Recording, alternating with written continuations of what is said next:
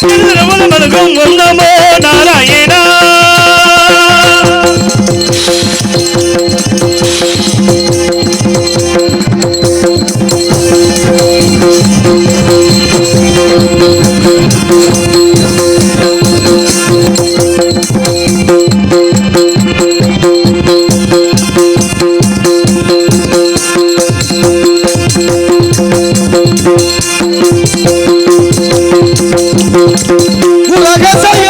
சரணம்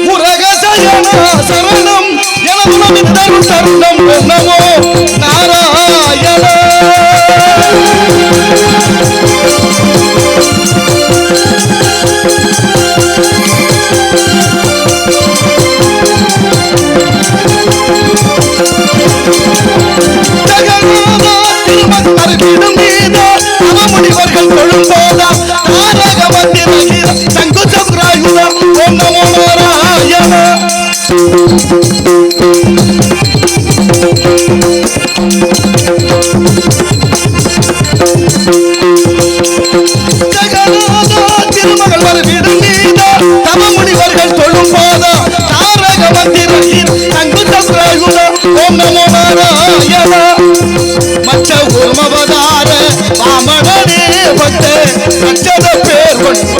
நாயகனே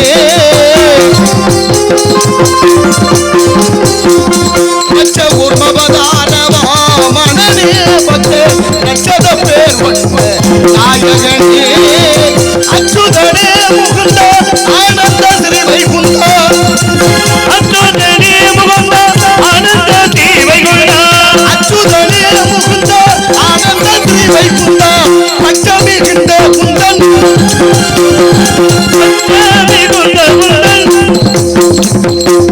பச்சமி கிந்த குந்தன் பதவே தொழுதமே இலக்கிதமே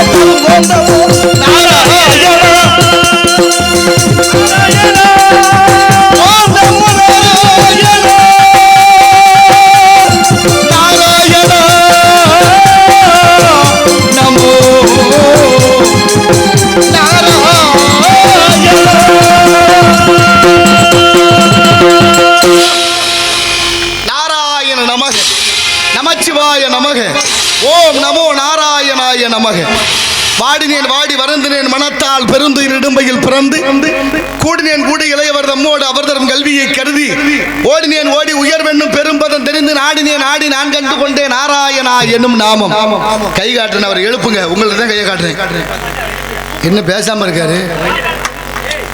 எக்கோவை கட் பண்ணு. அவரை கையை காட்டுறேன், அவர் எனக்கு என்னன்னு மெய்மறந்து. ஆகையினால் இடத்தின் சிறப்பை பார்க்கின்ற பொழுது வேள்விமலை சாரல் இந்த இடத்தை பார்க்கின்ற போது நமது கழகத்திற்கும் இந்த உலகத்திற்கும் கீர்த்தி அளிப்போர் விநாயகமூர்த்தி. அவருடைய பெருமை என்ன? 5 கரத்தினை, ஆணை முகத்தினை, இந்தி நிலம்பரை போலும் மயிற்றினை, நந்தி மகண்டனை, ஞான கொழுந்தினை புந்தியில் வைத்தடி போற்றுகின்றோம். மூசிக வாகன மோத ஹஸ்த சாமர கர்ண விளம்பித சூத்திர வாமன ரூப மகேஸ்வர புத்திர விக்ன விநாயக பாத நமஸ்தே. திகட சக்கர சமூகம் ஐந்துலான் சகட சக்கர தாமரை நாயகன் அகட சக்கர விண்மணி யாவரை விகட சக்கர மெய்ப்பதம் போற்றுவோம் என்றெல்லாம் போற்றக்கூடிய பாலும் எளிதேனும் பாகும் பருப்பு இவை நாளும் கலந்துனக்கு நான் தருவேன். கோலம் செய் துங்க கரிமுகத்து தூமணியே நீ எனக்கு சங்கத்தமிழ் மூன்றும் தா என்ற வகையிலே விநாயக பெருமானை பணிதல் வேண்டும். அற்புத கீர்த்தி வேண்டின், ஆனந்த வாழ்க்கை வேண்டின், நற்பொருள் குவிதல் வேண்டின், நலமலாம் பெருக வேண்டின், கற்பக மூர்த்தி தெய்வ களஞ்சியத்து இருக்கை சென்று பொற்பதம் அணிந்து பாரிரு பொய்யில்லை கண்ட உண்மை என்றாரே சிறுவுடல் பட்டியார். ஆகவே விநாயகனை பணிந்து பிறகு பணியை தொடர்வோம்.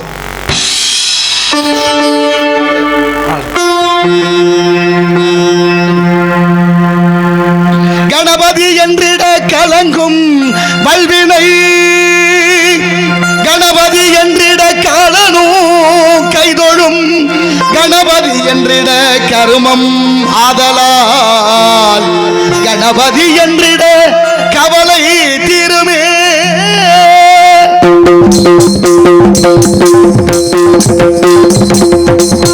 காக்கும் கடவுள் கணேசனை நினை, காக்கும் கடவுள் கணேசனை நினை, கவலைகள் அகல அவன் அருள் துணை. காக்கும் கடவுள் கணேசனை நினை.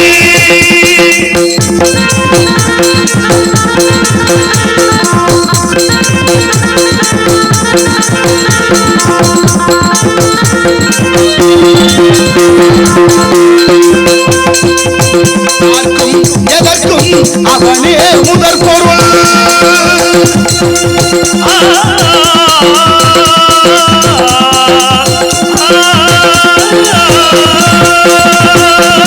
யாருக்கும் எதற்கும் அவனே முதற் பொருள்.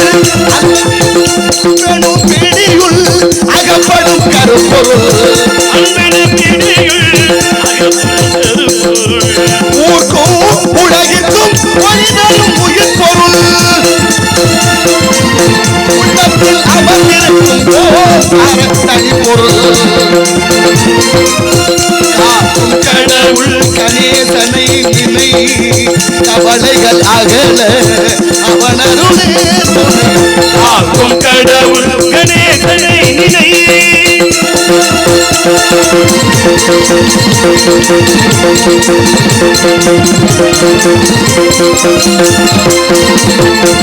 நாதமும் போகமும் ஞானமுமானவன்,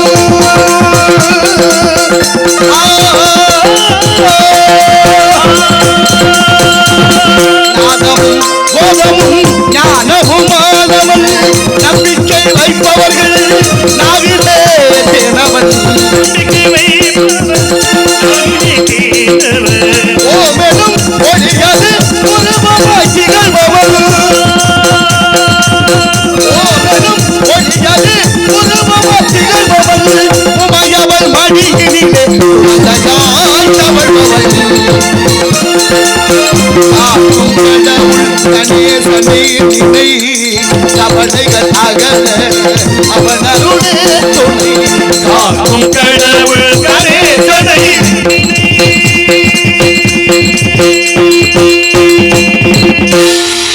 வித்தகன் அருளால் நன்றி நன்றி. வித்தகன் அருளால், விற்பதன் அருளால் தேவ யாகம், பிரம்ம யாகம், பிதுர் யாகம், சதுர் யாகம், புத்திர காமேஷ்டி யாகம், அஸ்வமேத யாகம், மானுட யாகங்கள், இப்படி பல யாகங்களை செய்துவிட்டால் கிடைக்கும் யோகம். யோகத்துக்கு விரோதியோ செய் போகம்.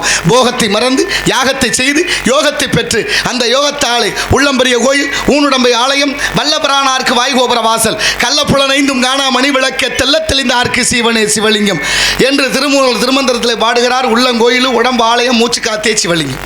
அப்படின்னா ஆன்மீகம் எவ்வளவு இன்றியமையாத ஒன்று. இந்த கோயில்னு ஒன்று கட்டினதுனால இந்த இடத்துல விசேஷம்னு ஒன்று வச்சதுனால இந்த நிகழ்ச்சி இங்கே வைக்கலன்னா நமக்கு இங்கே வேலை இல்லை, அவங்களுக்கு இங்கே வேலை இல்லை. அப்போ எல்லாம் ஒன்று தொன்று தொட்டு ஒன்றோடு ஒன்று சங்கிலி பிணைப்பாக இருக்கிற தொடர்புடையதாகவே இருக்கிறது. அப்படிப்பட்ட ஆன்மீகம் இன்றியமையாத ஒன்று.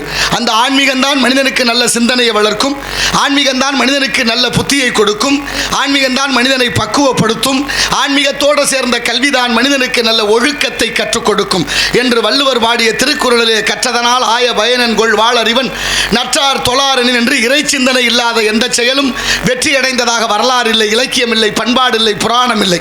நடைமுறையாகவே நாம் உணர்ந்து கொண்டிருக்கிறோம். இந்த பக்தி எவ்வளோ இன்றியமையாத ஒன்று. கோயில் இருக்குது பார்த்து பேசு, இந்த பக்கம் போகாத சாமி இருக்குது. என்ன கோயில் இருக்கிறதுல என்ன வேலை பார்த்துக்கிட்டு இருக்கு? நம்மளை ஒரு பயம் உண்டு பண்ணாங்கல்ல, அந்த பயம்தான் பக்தியாக மாறியது. அந்த பக்தி தான் நம்மளையெல்லாம் ஒழுங்காக இருக்க வச்சுச்சு. இந்த பக்திக்கு வந்த ஆபத்து என்னன்னு தெரியலை. இப்போ பக்தியாகவே இல்லை. திருவிழா என்பதனுடைய அர்த்தம் என்ன தெரியுமா? திருவிழா விழாதிரு. திருவிழாங்கிற வார்த்தையை திருப்பி சொல்லும்போது விழாதிரு. மனித வாழ்க்கையில் ஏற்றத்தாழ்வுகள் உண்டு. அந்த ஏற்றத்தாழ்வுகளை சரி செய்கிற இடம்தான் ஆலயம். ஆலயம் தொழுவது சாலவு நன்றுன்னு அந்த கிழவி ஔவையார் சொன்னால், கோயில் இல்லாத ஊரில் குடியிருக்க கூடாது என்பது பழமொழி. கோயில் விளங்கணும், நம்ம குடும்பம் விளங்கணும்னு தான் வருஷத்துக்கு ஒரு முறை திருவிழாவை கொண்டாடுகிறோம். திருவிழா விழாமல் நடத்துவது, விழாமல் இருக்கிறதுக்கு தான் திருவிழான்னா இப்போ விழுந்து தான் திருவிழா நடத்த வேண்டியிருக்கு. வரும்போதே விழுந்து கிடக்குது 2 அங்கிட்டு, அப்புறம் இங்கே வந்து விழுகுது பல இடத்துல. பார்த்துருக்கீங்களா இல்லை எவ்வளோ விழுக்காடு நடக்குது? விழுக்காடுங்கிறது வேற, விழுந்து நடக்கிறது வேற. எத்தனை விஷயங்களை நம்ம சிந்திக்க வேண்டியது இருக்கு. அப்படிப்பட்ட ஆன்மீகம் பக்தி அவ்வளோ சித்தமாக இருந்தது. ஊருக்குள்ள திருவிழா முகூர்த்த கால் ஊண்டியாச்சு, ஊரோட விரதம் இருந்த ஒரு காலம். அதெல்லாம் எப்போவோ முடிஞ்சு போச்சு. என்ன செய்ய? விருந்தாடி வந்தவங்கெல்லாம் விரதமாக இருந்தாங்க. இன்னைக்கு கும்பாபிஷேகம், குடமுழுக்கு, திருக்குட நன்னீராட்டு பெருவிழா என்று சொன்னாலும் சரி, அன்னைக்கும் சாராயம் தேவைப்படுது. சாதாரண திருவிழானாலும் எல்லா திருவிழாவுக்கும் சாராயம் தேவைப்படுது. யாராவது இறந்துட்டா அன்னைக்கும் சாராயம், நல்லதுக்கும் சாராயம், கெட்டதுக்கும் சாராயம். சத்தியமூர்த்தியை விடமாட்டியவள இருக்கு, விடிகிற வரைக்கும் நீங்கள் எங்கே போய் சொல்கிறது? இந்த பாதி சாமத்தில் போய் எங்கடா வாங்குறது? இல்லைடா கொடுமையாக இருக்குது. என்ன நடக்குது பாருங்கள். இப்படியெல்லாம் சிந்தனை தெளிவுகள் எல்லாம் ஆக 199% அத்தனை வேலைகளும் கெடுவதற்கு காரணம் போதை. எங்கே போய் செய்கிறது? தெளிவோடு இருக்க வேண்டிய எந்த போதை? ஒரு போதை குடிச்சிட்டு போதை மட்டும் இல்லை, பல வகையான போதை இருக்குது. இங்கே மயக்கந்தான், மது மாது சூது 3மே ஆபத்துங்கிறத உணரணுமா வேண்டாமா? எவ்வளவு பெரிய மோசமான வாழ்க்கை. இப்படி இன்றியமையாத திருவிழாக்களை கொண்டாடி நாளைய சமுதாய நலம் பெறுவதற்கு நம்ம ஆளுகளை பாருங்க, ஒரு சின்ன குழந்தைக்கு நெத்தி நிறைய விபூதி பூசி, திருமண்ணிட்டோ இல்லை விபூதி பூசியோ அல்லது ருத்ராட்சமோ துளசியோ போட்டு அப்படி நடந்து கூட்டிகிட்டு வந்தோம்னா நம்மளாலே கேட்பேன், என்ன பிள்ளை இப்பே சாமியார் ஆக்கிட்டீங்களாக்குன்னு கேட்குறேன். புள்ள சாமியார் ஆகிறதுக்கா ஒரு பக்குவம், ஒரு பயம், ஒரு பக்தி, அதுதான் அவனை ஒழுங்குபடுத்தும். அந்த ஒழுக்கத்திற்காகத்தான் இந்த ஆன்மீகம் இன்றியமையாதது. அதனால தான் ஊருக்கு கோயிலை கட்டி வைத்தார்கள். கோயிலை கட்டி வச்சா கோயிலுக்கு போகணும்னு தோணும், கோயிலுக்கு போகணும்னா குளிச்சுட்டு போகணும்னு தோணணும், குளிச்சா சரியான ஆடையை உடுத்தணும்னு தோணணும். அப்படிப்பட்ட பக்தி இன்றியமையாத ஒன்று. கோயிலுக்கு போயாச்சுன்னா கண்டதை நினைக்காம இறைவனை இதயத்தில் இருத்தி கொள்ள வேண்டும் என்பதை உணர்த்துகிறது ஆன்மீகம். மாணிக்க வாசகரே பாடுறார், அம்மையே அப்பா ஒப்பிலாமணியே அன்பில் விளைந்த அமுதே எங்கு எழுந்து அருளுவது நீ சிக்கன பிடித்தேன் உனை என்று. இன்னைக்கு ஆவடையார் கோயில், திருப்பரந்துரை 1008 கோயில், அது ஒரு கோயில். மகத்துவமான திருவாசகம் என்னும் தேன் பிறந்த கோயில். அந்த கோயிலில் சிவலிங்கம் இல்லை, நந்தி இல்லை, கொடிமரம் இல்லை, பலிபீடம் இல்லை, நவக்கிரகம் இல்லை, ஒன்றுமே இல்லை. ஆனால் ஒரு கோயில் இருக்கு. எதனால? ஒன்று இல்லாமல் இன்னொன்று உருவாவதில்லை என்பதை உணர்த்துவதற்காக. இறைவன் ஆத்மாவாக இருக்கிறான். அதனால தான் ஆவடையார் கோவில்னு பேர், ஆத்மநாத சுவாமின்னு பேர். அம்பாளுக்கு பேர் யோகாம்பாள். ஆவி உடையார் என்ற பெயரோடு அங்கே சோறு வடித்து அந்த ஆவியை படைக்கிறார்கள். அகத்திக்கரையும் பாகற்காயும் படைக்கப்படுது. கோயிலுக்குள்ள உள்ள நுழைகிற போது உடும்பும் குரங்கும் முன்னால் ஒரு சிற்பம் இருக்குது. ஏன்னா மனம் ஒரு குரங்கு இங்கே தான் உட்கார்ந்துருக்கிறான். யாராருக்கு என்னென்ன யாகுமா? என் மனதெல்லாம் எந்த ஊருக்குன்னு தெரியல, எங்கே போயிருக்கான்னு தெரிஞ்சால். அப்படி மனசு அலபாச்சிட்டு கிடக்கு. என்ன செய்ய? ஒவ்வொருத்தருக்கும் அமெரிக்காவை கூட கற்பனை பண்ணுறான். அப்படி மனுஷ மனம் ஒரு குரங்கு. கோயிலுக்கு வந்தாச்சுன்னா குரங்கு மாதிரி அலைவாய விடாமல் என்ன செய்யணும்? உடும்பு போல இறுக்கி பிடிச்சிக்கிறணும்னு அந்த உதாரணத்துக்கு வைத்தார்கள். அப்படிப்பட்ட உடும்பு பிடியாக இறைவனை பிடித்து கொள்வோம். இறைவனுடைய திருவருள் இல்லாமல் எதுவும் நடைபெறாது. மனித வாழ்க்கையிலே எவ்வளவு பாருங்க, மனித உடம்பும் மாட்டு வண்டியும் ஒன்று, வேற ஒன்றும் பெரிய ஆச்சரியப்படுறதுக்கு இல்லை. மனித உடம்பும் மாட்டு வண்டியும். மாட்டுக்கு அறிவு இருக்கு, அஞ்சறிவு. மாட்டு வண்டிக்கு அறிவில்லை, ஜடப்பொருள். ஜடப்பொருளான மாட்டு வண்டி தானா வந்து வண்டியோட மாட்டோட சேராது. அறிவு இருக்கிற மாடு போய் தானா வண்டியோட சேராது. மாட்டையும் வண்டியும் பூட்டி ஓட்டுவதற்கு மாட்டு வண்டிக்கு உரிமையாளர் என்ற உடையவர் ஒருத்தர் இருக்கிறார். அவர் தான் வண்டி மாட்டையை பூட்டணும், எந்த ஊருக்கு ஓட்டணும், எவ்வளவு தூரம் ஓட்டணும், எங்கே கொண்டு போய் மாட்டு வண்டி அவுத்து போடணுங்கிற கணக்கு யார்கிட்ட இருக்கு? மாட்டு வண்டி உரிமையாளர்கிட்ட இருப்பது போல என் அறிவில் சிறந்த பெரியோர்களே, அன்பிற்கினியவர்களே, எண்ணி பாருங்கள். இந்த உடலுக்கு அறிவில்லை, ஆத்மாவுக்கு அறிவு இருக்கு.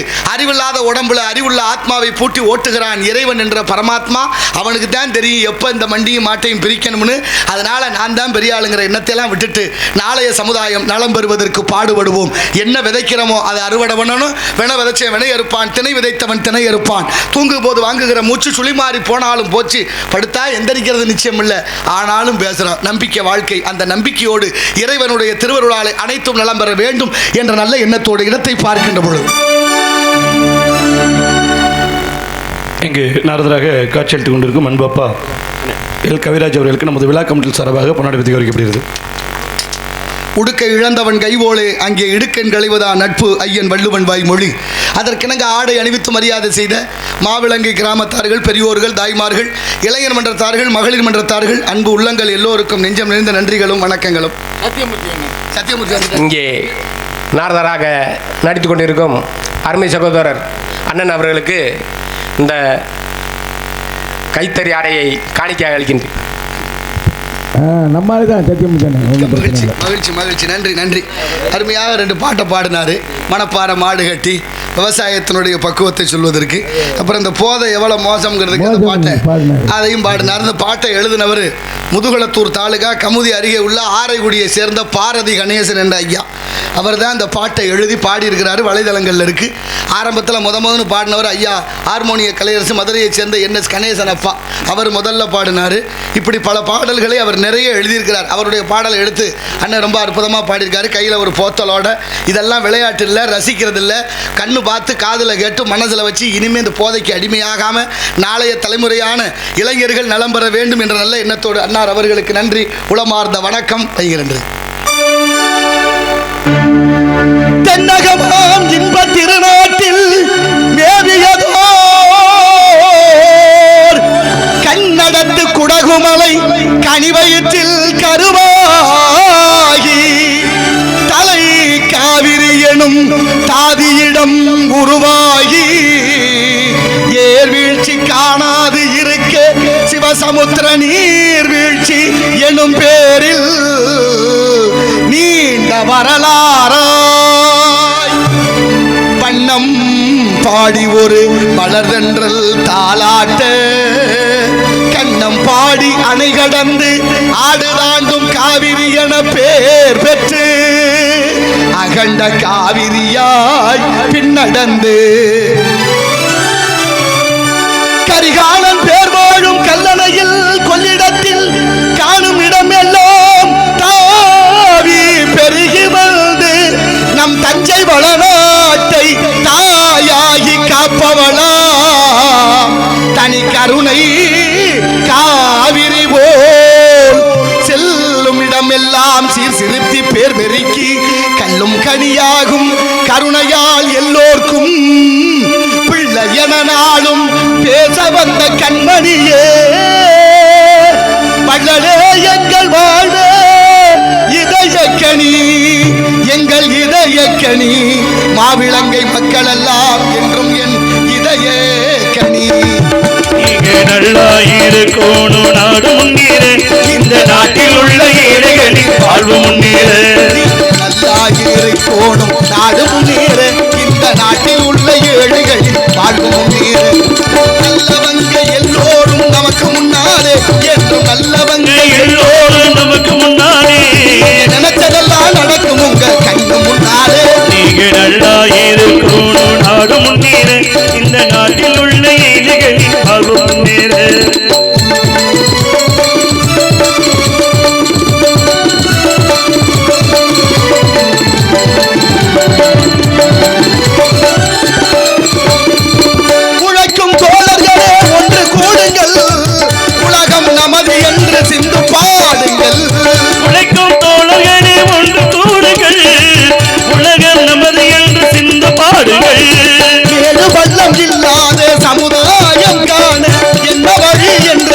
பாருங்கள் அண்ணா சொன்ன வழி கண்டு நன்மை தேடுங்கள், அண்ணா சொன்ன வழி கண்டு நன்மை தேடுங்கள்.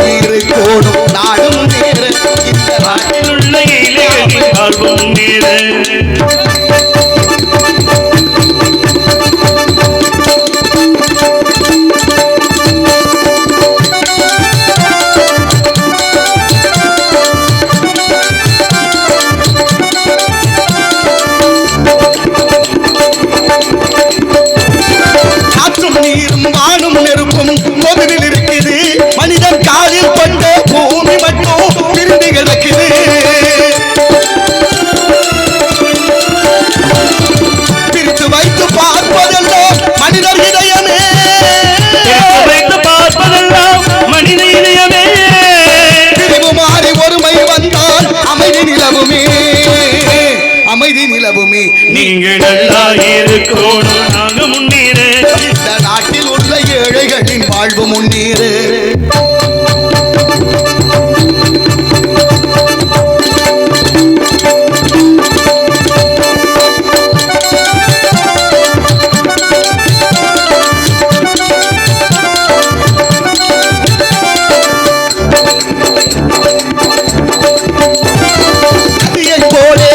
நடந்து பயன் தர வேண்டும்.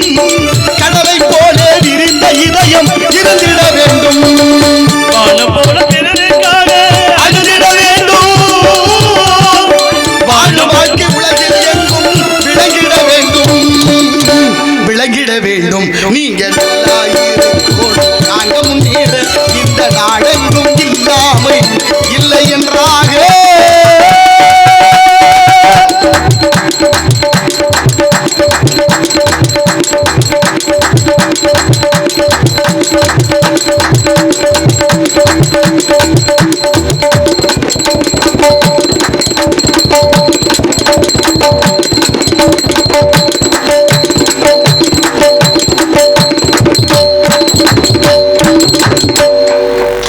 நன்றி நன்றி நன்றி நன்றி. கைதட்டிய அத்தனை உள்ளங்களுக்கும் நன்றி. கைதட்டுறது மிகப்பெரிய மனசு வேணும். மனசு இருந்தால் எல்லாத்துக்கும் மார்க்கம் இருக்குன்னு ஒரு பழமொழி சொல்லுவாங்க. அந்த வகையில் ஆண் கைதட்டினா மாரடைப்பு நோய் வராதுன்னு அமெரிக்காக்காரர்கள் ஆய்வு பண்ணி சொல்கிறாங்க. மாரடைப்பு நோய் வராது, ரொம்ப நாளைக்கு நல்லா இருக்கலாமா கைதட்டினா. ஊருக்குள்ள திருவிழான்னா கும்மி ஓட்டுற வழக்கம் இருக்குல்ல, தன்னான் அப்படி கும்மி பாட்டு, அப்படிப்பட்ட காவடி சிந்து பாட்டுகள்லாம் பாடுறது உண்டு. அப்படி கும்மி ஓட்டுறது வந்து விளையாட்டு இல்லை, விளையாட்டுக்குள்ள உடல் ஆரோக்கியம். கால் நடக்குது, மூளை சிந்திக்குது, கை தட்டுது, உடல் அசையுது. ஒருங்கே நடக்கிற போது வாங்க ஆமாம், விளக்கேற்றின ஒரு பொண்ணு சொல்கிறேன் ஒரு பெண்ணு எப்படியெல்லாம் தியாகமாக இருந்திருக்கிறாங்கிறதுக்கு அது ஒரு எடுத்துக்காட்டு. சொல்கிறேன், நிறைய சொல்கிறேன், இதை என்னால் முடிஞ்ச வரைக்கும் சொல்கிறேன், அதை மட்டும் சொல்லணும். சரி சொல்கிறேன் இருங்க. அப்படி இந்த உலகத்திலே இன்றியமையாதது நிறைய இறை வழிபாடு. இந்த இறை தொழும்போது பொதுவாகவே சொல்லுவாங்க. சொல்கிறேன் இருங்க, சொல்கிறேன்னு சொல்லிட்டேன்.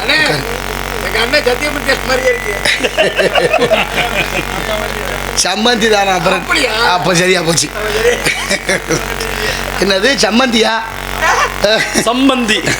அதான் பொண்ணு கொடுத்தவங்க பொண்ணு எடுத்தவங்க கூப்பிடுறது, வாங்க சம்மந்தி. அவரை ஆமா சம்மந்தின்னு சாப்பிட்டு போறாரு. சம்மந்தினா என்ன அர்த்தம் தெரியுமில்ல? சம்முனா நல்ல, மந்தினா குரங்கு, வாங்க நல்ல குரங்கேங்கிறான். அவரை ஆமா குரங்கன்னு சோறு தின்னுட்டு போறார். நம்ம சொல்லும் போதே சம்பந்தி நல்ல உறவேங்கணுமா. சம்முனா நல்ல, பந்தம்னா உறவு, நமக்கு கிடைச்ச நல்ல உறவு இந்த சம்பந்தம் அப்படிங்கிறத சொல்லணும். அதனால தான் ஞான சம்பந்தர்னு பேர்.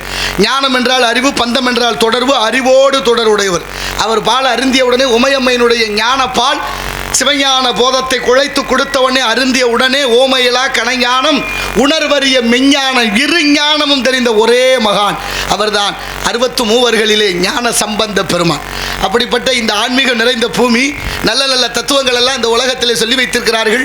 தாய்மார்கள் ஞானமே வடிவமானவர்கள். அதனால தான் அம்பாளுக்கு 9 ராத்திரி நவராத்திரி, ஐயாவுக்கு 1 ராத்திரி சிவராத்திரி. சிவராத்திரி சாமி கும்பிடணும்னா தூங்காமல் இருக்கணும். சிவராத்திரி முழுவதும் விழித்திருக்க வேண்டும், பட்டினியாக இருக்கணும், தூங்காமல் இருந்து சிவபசனை பாடணும், ரொம்ப அமைதியாக இருந்து கொண்டாடணும். கோயம்புத்தூரில் மாதிரி குத்தாட்டம் போடாமல் சிவராத்திரியை கொண்டாடணும். அதுதான் உண்மையான வழிபாடு. அடுத்து அம்பாளுக்கு 9 ராத்திரி நவராத்திரி. ஆனால் சிவராத்திரி அன்றைக்கி பட்னியாக கிடப்போம். ஆனால் நவராத்திரியில் அப்படி இல்லை. தாய் ஒரு குழந்தைய பட்னி போட மாட்டா. 9 நாள் ஏதாவது ஒரு பிரசாதம் நமக்கு கிடைச்சிக்கிட்டே இருக்கும். அப்படிப்பட்ட மகத்துவம் வாய்ந்தவர்கள் தாய்மார்கள். ஒரு குழந்தையை ஒரு தாய் 7200 மணி நேரம் கருவில் சுமக்கிறார். ஒரு சுமையில் ஒரு பாடா பயிறு வருத்தமில்லாச்சுமே வையகத்து புதுமைன்னு ஒரு பழமொழி உண்டு. பாடா பயிறு அருகமுள்ளு, வருத்தமில்லாச்சுமே ஒரு குழந்தையை சுமக்கிறது. வையகத்தில் புதுமை இறப்பதும் பிறப்பதும். அப்படிப்பட்ட வருத்தமில்லாத சுமை. எவ்வளோ துயரப்பட்டாலும் ஒரு குழந்தைக்கு மேலே மறு குழந்தை நான் பெற்றுக்க மாட்டேன்னு எந்த பொண்ணும் சொன்னதில்லை. இன்னைக்கு அந்த உருவாகி போச்சு. குழந்தையே பெக்க மாட்டேன், கல்யாணம் பண்ணோன்னே 5 வருஷம் தள்ளி போடுற கணக்கெல்லாம் வந்துருச்சு. அதனால தமிழ்நாட்டினுடைய குழந்தை பிறப்பு சதவிகிதம் கொரோனாவுக்கு பிறகு லட்சக்கணக்கில் குறைஞ்சிக்கிட்டே இருக்குது. தட்டி பாருங்கள் வலைதளங்களிலே. இது நமக்கு கிடைக்க வேண்டிய சலுகையை மறுக்கடிக்க வைக்கிறது. அது மிகப்பெரிய தவறாக இருக்கிறது. ஆனாலும் பாருங்க, 7200 மணி நேரம் சுமந்து ஒரு குழந்தையை 10வது மாதம் தனஞ்சயன் என்ற வீக்கங்காற்றால் உந்தி தள்ளப்பட்டு அந்த குழந்தை வெளியில் வருகிறான். வந்த உடனே பிள்ளைக்கு என்ன செய்யுமோன்னு வாயை கட்டி வைத்த கட்டி, அதை விட ஈ கடிக்காம எறும்பு கடிக்காம வளர்த்து பார்த்து அந்த புள்ள அப்படி நடந்து வரும்போது கேட்டு பாருங்க, தம்பி யாரா யார் மையம் அப்படின்னு கேட்டால் அவன் உடனே மோகன்தாஸ் மையங்கிறேன். மோகன்தாஸா சுமந்தாரு? சுமந்தது அவங்க அம்மா. அடையா நீ. ஆனால் 10 மாத கருவை சுமந்தவளவள் அல்லவா? அதுக்கு பெருமை என்னன்னா, ஒரு பொண்ணு விட்டு கொடுக்குற தியாகசீலங்கள். யாரம்மா நீ? திருமதி மோகன்தாஸ், திருமதி மணிகண்ட பிரபு. பேரை மறைச்சு கூட வச்சுருப்பாங்க, பார்த்துருக்கீங்களா நீங்கள்? திருமதிங்கிற பேர் மட்டும்தான் அவங்களுக்கு. ஆனால் பெண்களுடைய தியாகத்தை என்னவென்று சொல்வது? அதனால தான் பெண்ணை போற்றாது நாடு விளங்காது வீடு விளங்காதுன்னு சொல்லுவாங்க. பொம்பளை பிள்ளை வீடு பார்த்தீங்கன்னா தெரியும், வீடாவாக இருக்கும். இந்த பயலுக வர்றாங்க போகிறாங்க, என்ன வேணாலும் குடிச்சிட்டு நாள் வச்சுட்டு போகிற குவலையோ மறுநாள் வரைக்கும் எடுக்கலை. ஏன்டா அது இப்படியே இருக்குது, எடுத்து கழுவக்கூடாதுன்னு கேட்டால் அது எங்கள் வேலை இல்லை, அது உங்கள் வேலைங்கிறாங்க. என்னத்தை சொல்கிறது? எந்த பையன் சொல்லி பேச்சு கேட்குறேன்? ஆனால் தாய்மார்கள் கருணையை, ஆனால் அப்படி கேட்காத பிள்ளைய அப்பா லேசாக அடிச்சுட்டா போதும், ஆத்தாவுக்கு பொறுக்காது. எதுக்கு என் பிள்ளைய அடிக்கிறீங்க? அவன் என்ன பெருசாக தப்பு பண்ணிவிட்டேன்? உலகத்தில் இல்லாத தப்பு, நீங்கள்லாம் நீங்கள் இப்படி தான் இருந்தியலாக்கும், உங்களை பற்றி எங்களுக்கு தெரியாதாக்கும் அப்படின்னு ஆரம்பிச்சிடுவாங்க. பாருங்க, பிள்ளைய விட்டு கொடுக்க முடியாது. ஏன்னா கருணையை அதான் பெத்த மனம் வித்து பிள்ளை மனங்கள். 5 வயசில் ஒரு பிள்ளை விளையாண்டவன் எட்டி உதச்சிட்டேன் அவங்க அம்மாவை. கடவா பல்லு விழுந்து வச்சு ரத்தம் ஊற்றுது, சிரிக்கிறா கிடந்து சந்தோஷத்தில். மயம் உதஞ்சி பல்லு விழுந்ததை நினச்சி பக்கத்து வீட்டு அம்மா சொல்கிறான், என்னடி நீ புள்ள வளர்த்து வச்சிருக்கிற, ஒரே பல்லு விழுந்து வச்சு உதைக்காம பார்த்து சிரிச்சுக்கிட்டு இருக்கிற. எதுக்கு நான் உதைக்கணும்? நான் கொடுத்த தாய்ப்பால் என் பிள்ளைக்கு எவ்வளோ தெம்பாக இருக்கான் பாரு. 5 வயதில் ஒரு பல்லு விழுகிற அளவுக்கு உதைச்சிருக்கேன். அப்படின்னா நான் கொடுத்த தாய்ப்பாலுக்கு வீரம் இருக்குல்ல அப்படின்னு பெருமைப்பட்டான். 5 வயசு பையன் 25 வயசு ஆள் ஆம்பளை. அவனுக்கு கால் நூற்றாண்டு. எப்படி இருப்பேன்? வாலிபன் இல்லையா? வந்து அதே தாயை எட்டி உதைக்கிறா. ஏதோ ஒரு கோவத்தில் எட்டி உதைச்சா பல்லு விழுகலை, உட்காந்து ஒப்பாரி வச்சுட்டான். பக்கத்து வீட்டம்மா கேட்குறான், என்னடி பல்லு விழுந்த அன்னைக்கு அழுகலை, சிரிச்ச, பல்லுதான் விழுகலையே இப்போ ஏன் அழுகிறேன்னு கேட்டா, அன்னைக்கு இருந்த வீரம் என் பிள்ளைக்கு சத்து கெட்டு போயிட்டான்னு. நான் குடித்த தாய்ப்பால் வீணா போச்சே, நான் கொடுத்தது என்னென்னத்தை குடித்தானோ என்ன தின்னு தொலைஞ்சானோ, புள்ள தெம்பு இல்லாமல் பல்லு விழுகாத அளவுக்கு தெம்பு கட்டு போனானேன்னு அழுகிறான். அதான் பெத்த மனம் பித்து, பிள்ளை மனம் கல்லு. ஆனால் தாயை மதிக்கணும். குடியிருந்த கோவில் 7200 மணி நேரம் சுமந்து இந்த நாட்டிலே அந்த குழந்தையை உலகத்திற்கு காட்டி, அப்பா யார் என்று காட்டி, ஆசான் யார் என்று காட்டி, அதுக்கு மேற்கொண்டு ஒவ்வொன்றையும் தெரிவிப்பது. அதான் மாதா பிதா குரு தெய்வம், அன்னையும் பிதாவும் முன்னறி தெய்வம் என்பார்கள். இன்னைக்கும் குழந்தைகளை அந்த காலத்திலலாம் தொட்டிலில் எழுப்புற போத, என் கண்ணு, என் ராஜா, என் தங்கம், வைர மாமுல, தங்க மாமுல, எந்திரிங்க பள்ளிக்கூடம் போகணும், பொழுது விடிஞ்சிருச்சு, பள்ளிக்கூடமே உங்களுக்காக காத்திருக்கும், வாத்தியார் உங்களை தான் பெருமையாக பேசுகிறாரு, நாளைக்கு திருவாடனை வட்டாட்சியராக வரலாம், இல்லை தமிழ்நாட்டுக்கு பெரிய முதலமைச்சராக கூட நீங்கள் வர்றதுக்கு வாய்ப்பு இருக்குது, நீங்கள் நாடகத்தில் மட்டும் நடிங்க, அப்படி எந்திரிங்க அப்படின்னு சொல்லி பெருமைப்படுத்துகிற அளவுக்கு சொல்லி எழுப்பணும். ஏன்? நேர்மறை சிந்தனை. அதே பிள்ளைகளை இப்போ நம்ம ஆளு எழுப்புறது, ஒரு தடவை எழுப்பி பார்க்குறது, 2 தடவை எழுப்புறது, 3ஆவது தடவை புள்ள வாரு பிறந்திருக்கேன், எருமை மாதிரி தூங்குறான் பாரு, எருமை எந்திரிக்கிறா வாரு, அவங்க அப்பே மாதிரியே தூங்குறான்னு மேற்கொண்டு அவங்க அப்பனுக்கு வேற வசவு. தாய்மார்கள் எவ்வளவு உயர்ந்தவர்கள், தியாகம். அண்ணன் கேட்டார்ல, தஞ்சாவூர் பெருவுடையார் கோவிலிலே தாய்ப்பாலில் ஒரு பொம்பளை புள்ள விளக்கரிச்சிருக்கிறான். யாரு? தஞ்சாவூர் பெருவுடையார் கோவில் கும்பாபிஷேகம் முடிஞ்ச உடனேயே ராசராச சோழன் ஒரு பெரிய கூட்டத்தை கூட்டி ஒரு செயற்குழு கூட்டம் போடுறாரு. அந்த கோயிலை சுற்றி வரும்பொழுது அங்கே எரியிற விளக்குகள் எல்லாம் பெரிய பெரிய செல்வந்தர்கள், பெரிய பெரிய பணக்காரர்களுடைய நன்கொடையில் எரியுது. இப்போ மன்னன் யோசிக்கிறார், இந்த கோயில் எல்லாருக்கும் பொதுவானது, ஏழை எளிய மக்களுக்கு இந்த கோயிலில் பங்கு இருக்கணும், அதுக்கு என்ன செய்யலாம்னு ஆலோசனை செய்து எல்லாருக்கும் இலவசமாக ஆடுகளும் மாடுகளும் கொடுப்போம்னு முடிவு பண்ணுறாங்க. அப்போ ஆடுகளையும் இலவசமாக கொடுக்கப்படுது. கொடுத்தவங்களுக்கு உத்தரவு ஒன்று சொல்கிறாரு, ஆடு மாடுகளை நல்லா வளர்த்து அதை பெருக்கிக்கங்க, வருமானத்தை பெருக்குங்க, வசதியாக வந்துருங்க, ஆனாலும் கொஞ்சம் செலவு பண்ணி கோயிலில் ஒவ்வொருத்தருக்கும் ஒரு விளக்கு ஒதுக்குறேன், அதை அணையாமல் விளக்கு போட பார்த்துக்கங்க. அவ்வளவுதான். அப்படி நடந்துருச்சு. ஒரு நாள் கோயிலுக்குள்ளே போகிறாரு ராசராச சோழன். ஒரு விளக்கு எரியாமல் இருக்கு, 7 நாளாக எரியலை. யாருக்கு ஒதுக்கின விளக்கு 7 நாளாக எரியாமல் இருக்கு என்னன்னு விசாரணை பண்ணுறாரு. 72 மாராயனுக்கு ஒதுக்கிய விளக்கு, ஏண்டா விளக்கு எரியலை போய் விசாரணை பண்ணு. மறுநாள் காலையிலேயே உடனே புறப்பட்டு தேரோடு செல்கிறார்கள் 72 காவிரிக்கரை ஓரம் தஞ்சாவூர் பகுதியில். அங்கே போய் இறங்கி பார்த்தா ஒரு ஓலை குடிச்சா பாதி கிழிஞ்சு போய் கிடக்கு, ஓலை கூட சரியாக இல்லாத கூட. கீழே இறங்கி காவலர்கள் கூப்பிட்றாங்க, மாராயா எங்கே இருக்க, வெளியில் வான்னு. உள்ளே இருந்து ஒரு பொம்பளை பிள்ளை அழுகிற சத்தம் கேட்குது. அழுகிற சத்தத்தோடு அந்த பொம்பளை பிள்ளை ஒரு குழந்தைய தோளில் போட்டுக்கிட்டு வர்றா. குழந்தை எலும்பும் தோலுமா இருக்குது, சாக போகிற வயசில். வந்து, மன்னா நான் தான் 72 மாராயன் மனைவி, மாராயன் என்ற என் கணவன். அவர் 4 மாதத்துக்கு முன்னாலே பெய்த மழையிலே காவிரி வெள்ளம் பெருக்கெடுத்து ஓடியது, நீங்கள் கொடுத்த ஆடுகளும் மாடுகளும் அடிச்சுக்கிட்டு போயிடுச்சு, காப்பாற்ற போன என் புருஷனும் இறந்து போனார் ஐயா. இந்த குழந்தை பிறந்து 3 மாதம் ஆகுது, இந்த குழந்தைக்கு கொடுக்க வேண்டிய தாய்ப்பாலை விலைக்கு விற்றேன், அந்த காசில் இவ்வளவு நாளாக விளக்கு போட்டேன், 7 நாளாக தாய்ப்பால் வத்தி போச்சு, விளக்கு போட முடியலை, என்னை மன்னிச்சிருங்கன்னு கும்பிட்டான். மன்னன் அதிர்ந்து போனான். எவ்வளவு பெரிய தியாகம் ஒரு பொண்ணு செய்யக்கூடிய காரியமான்னு நினைச்சு பாருங்க. செய்திருக்கிறாளே, குழந்தையை கொடுக்க வேண்டிய பாலை விலக்கி வித்துட்டு இறைவனுக்காக விளக்கேற்றிய பெருமை. 71 மாராயன் மனைவி வரகுணாள் என்ற பேரு. யாருக்காவது பொம்பளை பிள்ளை பிறந்தா உங்களை பல ஊர்ல நானும் சொல்லிட்டேன், வரகுணாள்னு பேர் வைங்க. உண்மையிலேயே ஈகையும் இரக்கமும் சாந்தமும் பொறுமையும் தயையும் தன்மையும் வந்து சேரும் என்பதற்காக. இப்ப மன்னன் சொன்னான், பெண்ணே உன் தியாகத்தை என்னவென்று சொல்லுவேன். இந்த கோயில் இருக்கிற வரைக்கும் என் பேர் இருக்கும், என் பேர் இருக்க வரைக்கும் உன் பேர் இருக்கும், கவலைப்படாத. உன்னை அரண்மனை பணிப்பெண்ணாக வைத்துக் கொள்கிறேன், உன் குழந்தையை நான் படிக்க வைக்கிறேன் என்று சொல்லிவிட்டு இன்னைக்கு தஞ்சாவூர் பெருவுடையார் கோவில்ல கல்வெட்டில் எழுதியிருக்கிறான், தாய்ப்பாலில் விளக்கரித்த பெருமை 71 மாராயன் மனைவி வரகுணாளுக்கே என்று கல்வெட்டு இருக்கு. அப்படிப்பட்ட மகத்துவத்தை செய்த நாடு இந்த நாடு. நன்றி நன்றி, உட்காருங்க. நான் நிறைய சொல்லியிருக்கேன் இந்த விஷய கதைகள் எல்லாம். ஆகையினால இப்படிப்பட்ட விஷயங்களை பார்க்கிற போது நம்மளும் பொம்பளை பிள்ளைய வீட்டில் வச்சுருக்கிறோம். ஆனால் இன்றைக்கி பொம்பளை பிள்ளையில பத்திரமா பாதுகாக்கிறதே பெரும்பாடாக இருக்குது. வயிற்றில் நெருப்ப கட்டிகிட்டே இருக்குது. பள்ளிக்கூடம் அனுப்ப முடியலை, கடை வீதிக்கு அனுப்ப முடியலை, பக்கத்து ஊருக்கு அனுப்ப முடியலை, சொந்தக்கார வீட்டுக்கு அனுப்ப முடியலை. திருவண்ணாமலையில் பாட்டி வீட்டுக்கு விசேஷத்துக்கு போன பொம்பளை பிள்ளைய 16 வெறிநாய்கள் சேர்ந்து கொதறி கொடிச்சிருச்சு. வெறிநாய்கள்னால் யார்? மனித மிருகங்கள். ஒன்றும் சொல்லலை. தூத்துக்குடி மாவட்டம் விளாத்திக்குளத்தில் மண்டையில் அடித்து கொண்டு விட்டானே. கடைசியாக கைது பண்ணவர் ஏன்டா அந்த மாதிரி செஞ்சான்னு கேட்டால் போதையில் செஞ்சுட்டேன்னு. என்னடா போதை பண்ணியிருந்தான்னா கஞ்சா குடிச்சிருந்தேங்கிறேன். கஞ்சா குடிச்சிருந்தேன்னு ஒப்புதல் வாக்குமூலம் கொடுக்குறேன். நாட்டில் தலைவர்கள்லாம் நாட்டில் போதையே இல்லைன்னு கை விரிக்கிறாங்க. நமக்கு என்னத்துக்கு பெரிய இடத்து பொல்லாப்பு, அரமனை கோழி முட்டை அம்மிக்கல்ல உடைக்கும். ஆனால் அவனுக்கு நீதிமன்றம் தூத்துக்குடி 2 மரண தண்டனை வழங்கியிருக்கு. எந்த பக்கம் தூத்துக்குடி இருக்கு சொல்லுங்கள், எனக்கு திசையே தெரியலை. இங்கிட்டு இருக்கா அந்த திசையை பார்த்து அந்த நீதிபதிக்கு ஒரு கும்பிட போடுவோம். ஏன்னா இப்படி ஒரு நீதியை வழங்கி அவர் வாழ்க பல்லாண்டு. இன்னும் பாருங்க, திருப்பூரில் கிழவனை கொண்டு விட்டு கிளவியை தூக்கிட்டு போயிட்டாங்க. ஆமாம், எதுக்குன்னு கேட்கக்கூடாது. ஆனாலும் பாருங்க, மதுராந்தகத்தில் ஒரு பொம்பளை பிள்ளை படித்த பிள்ளைய 3 குடிகார நாய்கள் விடிய விடிய சித்திரவதை செய்து விட்டான். பேரை பற்றியெல்லாம் குடிகாரன்னு சொல்லப்படாதான் இந்த லட்சணத்தில். மானங்கட்டவங்களுக்கு மதுப்பிரியர் வேற பேர். என்ன கொடுமை இதெல்லாம்! என்னடா எதுக்கு பேர் வைக்கிறது இல்லாமல் போச்சு? நமக்கு தேவையில்லை. எத்தனை நிறைய இருக்குது இது மாதிரி. ஒவ்வொரு நாளும் ஒவ்வொரு நிமிடமும் அத்தனை. இன்னைக்கு பொள்ளாச்சியை போல அடுத்து சேலத்தில் ஒரு கதை கிளம்பியிருக்கு, பார்த்துருக்கீங்களா? பொள்ளாச்சியில் நடந்த அந்த குற்றத்து போலயே இப்போ சேலத்தில் ஒரு பிரச்சனை கிளம்பியிருக்கு. எங்கே வந்து நிற்கிதுன்னு முழுமையாக பார்ப்போம். அது வரைக்கும் பொறுமையாக இருப்போம். இடத்தின் சிறப்பை பார்க்கின்ற பொழுது 2 வைப்போம். ஐயோ ஆனால் இங்கே வரல, என்னாச்சு? ஏதோ ஒரு சத்தம் வந்துச்சு, அதானே?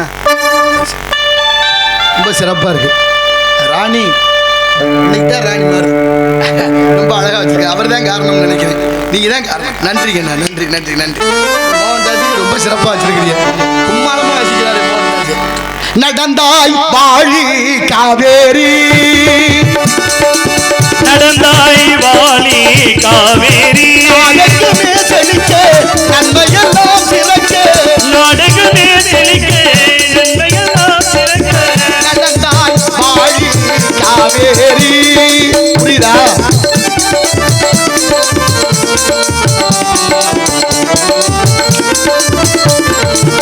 அடர்ந்த மலை தொடரில் அவதரித்தாய்,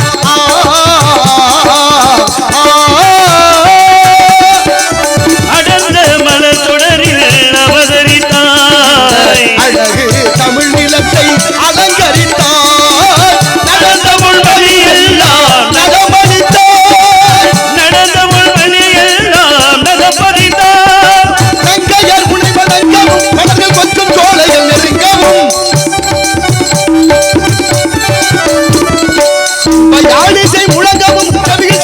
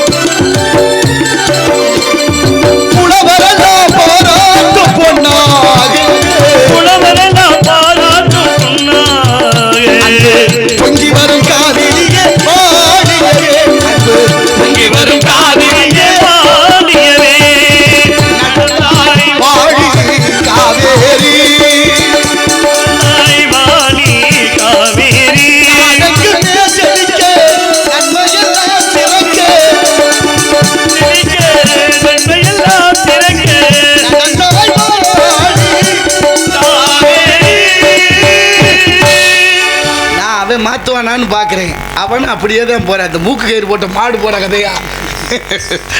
முன்னேற எப்படியோ பின்னேற அப்படித்தான். முன்கை நீண்டா முழங்கை நில். இல்லை மாற்றி தான் பார்த்தேன், வேற ஒன்றும் இல்லை. அப்படி சிந்தனையான விஷயங்களை பார்க்கிற பொழுது உண்ணுகிற உணவு உணர்வை தீர்மானிக்கும். குழந்தைக்கு சோறு ஊட்டும் போது சோறு மட்டும் ஊட்டக்கூடாது. ஆளாளுக்கு ஒரு வாய் ஊட்டினா குழந்தை எப்படி வளரும்? ஒன்று இப்படி வளரும், இல்லைன்னா இப்படி வளரும். இங்கே வளரணும். அதான் தொட்டனைத்து ஊறு மணற்கேணி மாந்தருக்கு கட்டணைத்து ஊறும் அறிவுன்னார். அப்படிப்பட்ட உணவு மனிதனுடைய உணர்வை கெடுக்கும். அதிகமாக மாம்பழம் சாப்பிட்டோம்னா வயிற்றுப்போக்கு உண்டாகும். நெய் அதிகமாக சாப்பிட்டோம்னா அசீரணம் உண்டாகும். எருமைப்பாலையே அதிகமாக குடித்தோம்னா மந்தம் உண்டாகும். அபிஷேகம் அடிக்கடி பண்ணுறேன். நான் என்ன செய்ய? பாலை ஊற்றுறான் செல்லில் ஊற்று. அந்த டீயை ஊற்ற வேண்டியான என்ன இருக்குது? இதில் என்ன இருக்குது? எவ்வளவு பக்தி உன் பக்தி. மண்டையில் முடி கொட்டிக்கு இன்னும் சிந்தனை கண்ணுக்கு தெரிஞ்சா என்ன செய்கிறது? நீங்கள் பாருங்கள், அது மாதிரி உணவு உணர்வை கெடுக்கும். ஒரு பெரிய சாது முக்காலம் உணர்ந்தவர் வரணுமா?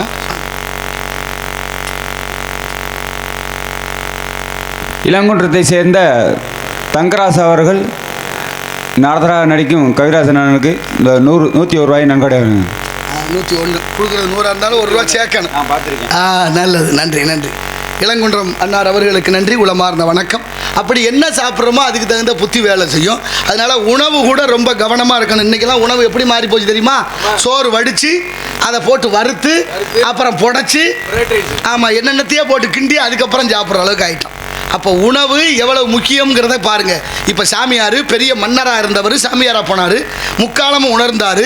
எதுலேயுமே ஆசை இல்லை இறைவனை தவிர. அப்படி இருந்த சாமியார் ஊராக போனவர் ஒரு ஊரில் போய் ஒரு வீட்டு திண்ணையில் படுத்திருக்கிறார். இரவு 12 மணிக்கு அவருக்கு ஒரு இருமல் வந்துருச்சு. இருமல் வந்தால் தூங்க முடியல, தண்ணி தவிக்குது, தாகமாக இருக்குது, குடிக்க தண்ணி இல்லை. சுத்தமுத்தும் பார்க்குறாரு, எல்லார் வீடும் தூங்குறாங்க, இரவு எல்லாம் விளக்கு அணைச்சிருக்கு.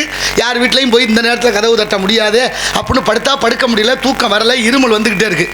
அந்த நேரம் பாருங்க, அவர் படுத்திருந்த வீட்டு திண்ணையில் படுத்திருக்காரா, அந்த வீட்டுக்கு பின்பக்கமாக கொஞ்சம் வெளிச்சம் தெரியுது. சரி, இவங்க வீட்டில் தூங்கல் அவ்வளோ இருக்க, ஏதோ வேலை இருக்கும் போல, பின்னால் ஏதோ வேலை செய்கிறாங்க, நம்ம போய் கொஞ்சம் தண்ணி வாங்கி குடிப்போமேனு பின்னால் போனார். பின்னால் போய், ஐயா யார் இருக்கா வீட்டில், வெளிச்சம் தெரியுதா, கொஞ்சம் தண்ணி கொடுங்க. ஒருத்தர் கொண்டாந்து சொம்பில் தண்ணி கொடுத்தார். இந்த ஐயா தலைமாட்டில் வச்சு குடிச்சுக்க, ஓயாமல் வந்து தொந்தரவு பண்ணாத போ அப்படின்னு கொடுத்து விட்டார். வந்தார், தலைமாட்டில் வச்சுட்டு குடிச்சுக்கிட்டாரு, படுத்திருந்தாரு. அப்புறம் இருமல் வந்தோன்னே எந்திரிச்சாரு, தண்ணியை குடிச்சாரு. இப்படி பொழுது விடிஞ்சு வச்சுங்க. பொழுது விடிஞ்சு பார்த்தா தலைமாட்டில் இருந்த சொம்பு வெள்ளி சொம்பு.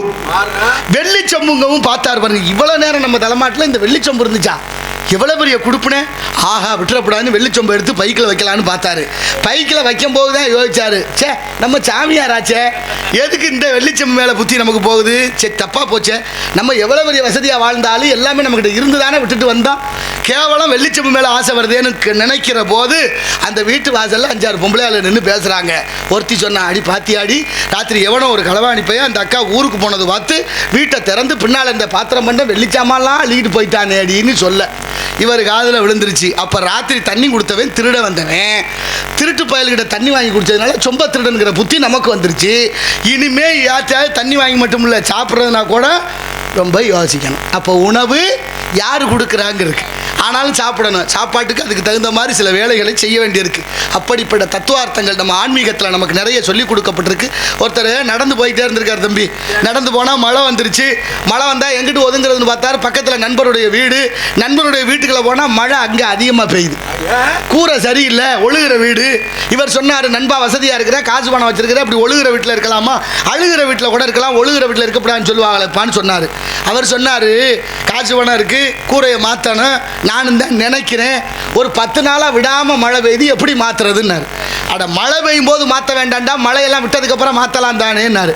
அதுக்கு அவன் பதில் சொல்கிறான் பாரு, மழையெல்லாம் விட்டதுக்கப்புறம் வெயில் அடிக்கும்ல, அப்புறத்துக்கு அதை மாற்றணும் அப்படின்னானா அவன். இப்படித்தான் இருக்குது நம்ம பொழப்பும். முன்னால் போனால் கடிக்குது, பின்னால் வந்தால் உதைக்குது.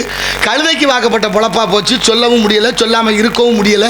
அதுக்கு தான் பாரதி சொன்னார், நெஞ்சு பொறுக்குதில்லையே நிலைகட்ட மாந்தர் நினைந்து விட்டால் நெஞ்சு பொறுக்குதில்லை என்று பாடினா. ஆண்டவன் படைப்பில் எல்லாருக்கும் 6 அறிவு இருக்குது, இருந்தும் பயனற்று போகுது சில நேரங்களிலே. சில பேருக்கு 5 அறிவான், சில பேருக்கு 4 அறிவான். மாவு மாக்களும் ஐயறிவினவை என்பது தொல்காப்பியம். கம்பரே பாடுறாரு, மக்களும் விலங்கு ஒன்றுன்னு.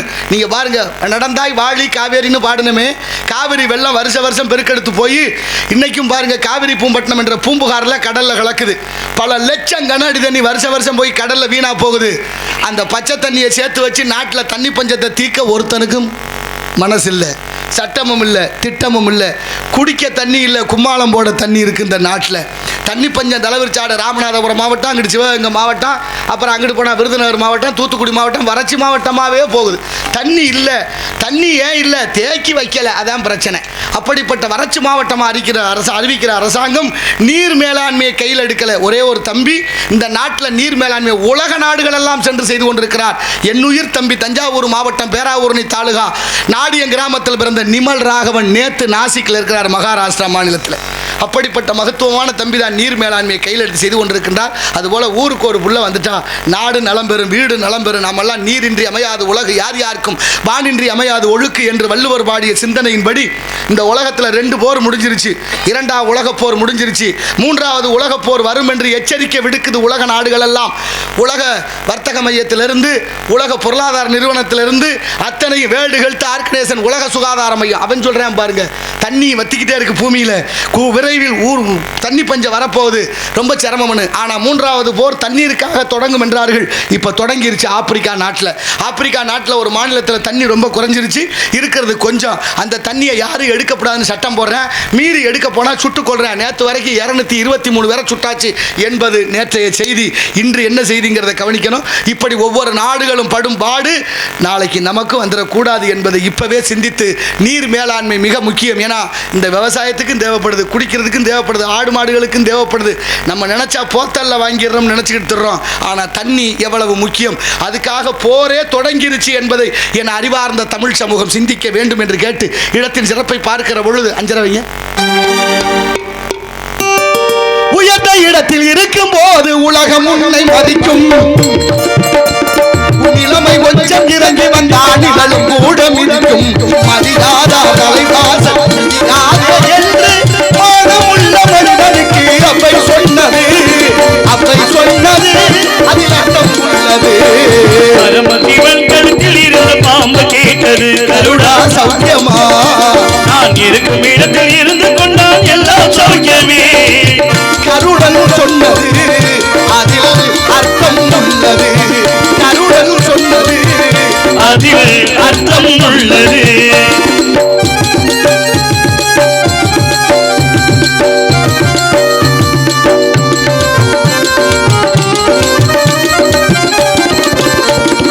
வண்டி ஓட சக்கரங்கள் 2 மட்டும் வேண்டும். அந்த 2 ஒன்று சிறியதென்ற எந்த வண்டி ஓடும். துணைக்கோடே அளவோடு உறவாட வேண்டும். உயர்ந்தோறும் தாழ்வோறும் உறவு கொள்வது சிறுமை என்பது அதில் அர்த்தம் உள்ளது. பரமசிவன் கழுத்தில் இருந்த பாம்பு கேட்டது, கருடா சௌக்கியமா? நானும் இருக்கும் இடத்தில் இருந்து கொண்டால் எல்லாம் சௌக்கியமே. கருடன் சொன்னது, அதில் அர்த்தம் உள்ளது.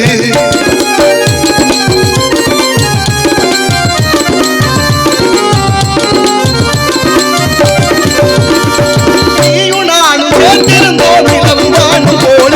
நான் இளவை போல சேர்ந்திருந்தேன் நீ வளர்ந்ததாலே. என் உள்ளம் என்னை பார்த்து கேலி செய்யும் போது இல்லாதால் வாழ நிம்மதி ஏது. கடவுள் சொன்னது, அதில் அர்த்தம் உள்ளது. பரமசிவன் கழுத்தில் இருந்த பாம்பு கேட்டது, கருடா சௌக்கியமா? நானும் இருக்கும் இடத்தில் இருந்து கொண்டால் எல்லாம் சௌக்கியமே. கருடல் சொன்னது, அதில் அர்த்தம் உள்ளது. கருடல் சொன்னது, அதில் அர்த்தம் உள்ளது. வாடியவை நன்றி நன்றி நன்றி. வாடிய பயிரை கண்டபோதெல்லாம் வாடினேன் இறைவா என்று வள்ளலார் பிறந்த பூமி. வள்ளலாருக்கு 7 வயசு ராமலிங்கம் பிள்ளை. அவங்க அண்ணன் சபாபதி பிள்ளைக்கு உடம்பு சரியில்லை, காய்ச்சல். தம்பியை கூப்பிட்டு சோமு செட்டியார் வீட்டில் பிரசங்கம், போய் கற்பூரம் காட்டி பிரசாதம் கொடுத்துட்டு வாப்பான்னு அனுப்புனார். அங்கே போனோன்னு சோமு செட்டியார் கேட்குறாரு, என்னையா நீங்கள் வந்திருக்கிறீங்க, உங்கள் அண்ணன் இல்லையா? அண்ணனுக்கு உடம்பு சரியில்லை, காய்ச்சல், என்னை அனுப்புனார். கோவப்பட்டார் அவர். இதெல்லாம் முன்னாலே சொல்கிறது இல்லையா? இன்றைக்கி வந்து அவருக்கு அது சரியில்லை, இது சரியில்லை, என்ன பழப்புது அப்படின்னு கோவப்பட்டார். உடனே வள்ளலார் நினைச்சாரு, வேகம் கெடுத்தாண்ட வேந்தனடி வெளுகன்னு. வயசானாலும் சில பேருக்கு புத்தியும் குணமும் மாறாமே இருக்குது. 2 குணம் இருக்குது, ஒன்று புத்தி ஒன்று குணம், 2 இருக்கா இல்லையா என்பதை ஔவையார் சொன்னது போல். இப்போ வள்ளலார் கேட்டார் செட்டியாரை பார்த்து, செட்டியார் ஐயா காய்ச்சல்னு எங்கள் அண்ணனுக்கிட்ட கடிதம் போட்டால் வந்து சேர்ந்துச்சு, நாங்கள் உங்களுக்கு தகவல் சொல்லன்னாரு. ஒன்றும் பேச முடியல. சரி வந்த வேலையை பாருங்கள், நான் வேணா பெரிய புராணம் படிக்கவா? படிங்க. படித்தார். 1 மணி நேரத்தில் செட்டியார் சொன்னார், ராமலிங்கம் நாளைக்கு நீங்களே வந்துருங்க, உங்கள் அண்ணனை வர வேண்டாம்னு சொல்லுங்கன்ட்டார். முதல்ல வல்லேன்னு கோவப்பட்டார், கடைசியாக அண்ணனா அவர் வாயால் வர வேண்டான்ட்டார். சொல்லிட்டு சொன்னார், நடந்து வந்திருப்பீங்க, இப்போ நடந்து போக வேண்டாம், நம்ம வீட்டு சாரட்டு வண்டியை கட்டி அனுப்புகிறேன், அதில் ஏறி போங்கன்னு சொல்லிட்டு கொஞ்சம் சன்மானமாக காசு கொடுத்தாராம். எவ்வளோ கொடுத்துருப்பாரு? ஒரு சாக்கில் கட்டி கொடுத்தாராம்யா. அதான் கொஞ்சம், அவருக்கு அது கொஞ்சம், நமக்கு அது பெரிய மலையாத்தான் தெரியும். ஏன்னா இன்றைக்கெல்லாம் பணம் அவ்வளோ பெருமையாக இருக்குது. ஆனாலும் பாருங்கள், ஒரு சாக்கு நிறையா பணம் கொடுத்தா அவர்கிட்ட எவ்வளோ பணம் இருந்திருக்கணும், அவர் எவ்வளோ பணக்காரராக இருந்திருப்பார், அந்த ஊர் எவ்வளோ பணக்கார ஊர், அந்த நாடு எவ்வளோ பணக்கார நாடு. எந்த நாடு? நம்ம இந்தியா. இந்தியா வல்லரசாக தான் இருந்திருக்கு. ஆனால் இன்றைக்கி தான் 199 லட்சம் கோடி கடை வாங்கி வச்சுருக்காங்க. எதுக்கு வாங்கினாங்கன்னு தெரியல. ஆனால் தமிழ்நாடு 10.5 லட்சம் கோடி, அதுக்கு என்ன கதியாக போதோ அதுவும் தெரியும். ஆனாலும் வள்ளலார் என்ன பண்ணார்? ஒரு மூட்டை பணத்தையும் தூக்கி பாலும் கிணத்துல போட்டு போனார். போகிற வழியில் மனசு வருமா? பணத்தை கீழே போட மனசு வருமா? அவர் மேலே வழக்கு தொடுத்த உலகம் இந்த உலகம். யாராக இருந்தால் என்ன? சட்டம் எப்படி எல்லாம் செய்கிறது? சட்டம் எல்லோருக்கும் சமமானது, பொதுவானதுன்னு சொல்கிறோம். ஆனால் வள்ளலார் மேலே வழக்கு. பாடிய திருவருட்பா தப்புன்னு நீதிமன்ற உத்தரவு, வள்ளலார் நீதிமன்றத்துக்கு வரணும்னு. வள்ளலார் நீதிமன்றத்துக்குள்ள நுழைகிறாரு, உட்கார்ந்துருந்த எல்லாரும் எந்திரிச்சு நின்று கும்பிட்றாங்க. ஆமாம், நீதிபதி கும்பிட்றாரு, வழக்கறிஞர் கும்பிட்றாரு, வழக்கு தொடுத்த ஆறுமுக நாவலர் கும்பிட்றாரு. நீதிபதி கேட்குறாரு வழக்கறிஞரை பார்த்து, நீதி அந்த ஆறுமுக நாவலரை பார்த்து, நீ ஐயா கும்பிட்டான்னு. ஆறுமுக நாவலர் சொல்ற, ஏன் நான் கும்பிடப்படாதான்னு கேட்டார். நீ கும்பிடப்படாதுன்னு இல்லை, நீ தானே அவருக்கு எதிரி, நீ தானே வழக்கு தொடுத்தா நீ கும்பிடலாமா? அது எனக்கு தெரியலைங்க, அவரை பார்த்தா கும்பிடணும்னு தோணிருச்சுங்க, எனக்கே தெரியாமல் கும்பிட்டேன்னாரு. வழக்கு அன்னைக்கு தள்ளுபடி ஆனது. எதுக்கு சொல்கிறேன்? எதிரிக்கு கூட கும்பிடணும்னு தோணிச்சு பாருங்க. அதான் வாழ்க்கை. எதிரியாக இருந்தாலும் நம்மளை கும்பிடணும், அந்த அளவுக்கு வாழணும். அதான் இருந்தாலும் இறந்தாலும் பேர் சொல்ல வேண்டும், இவர் போல யார் என்று ஊர் சொல்ல வேண்டும். அப்படிப்பட்ட வள்ளல் பெருமானாரை ஆறுமுக நாவலர் வழக்கு தொடுத்தவர் கும்பிட்டார். இன்னைக்கு நம்ம சில பேரை கும்பிட்றோம். ஏன் கும்பிட்றோம்? கும்பிட தோணுது. அப்படி இருக்காங்கல்ல, அதனால சில பேரை பார்த்தா கும்பிட தோணுது, இன்னும் சில பேரை பார்த்தா கும்பிடு தொலைக்கணும்னு தோணுது. படுத்துறாங்கல்ல, பதவியில் இருந்தாலும் படுத்துறேன், இல்லைனாலும் படுத்துறேன். அதிகாரிகளை கும்பிடுறது அன்பினாலையா? என்னத்தையாவது இடைஞ்சல் பண்ணி தொலைஞ்சிருவானோன்னு பயந்தே கும்பிட வேண்டியிருக்கு. சில பேரை பாரு, அண்ணே வணக்கம், நடிக்கிறானா இல்லையா? எவ்வளோ நடிப்பு! உலகமெனு நாடக மேடையில் அனைவரும் நடிகர்களே. அந்த காலத்தில் பொண்ணு பார்க்க போகிறவங்களுக்கு ஒரு பரீட்சை வைப்பாங்களாம்.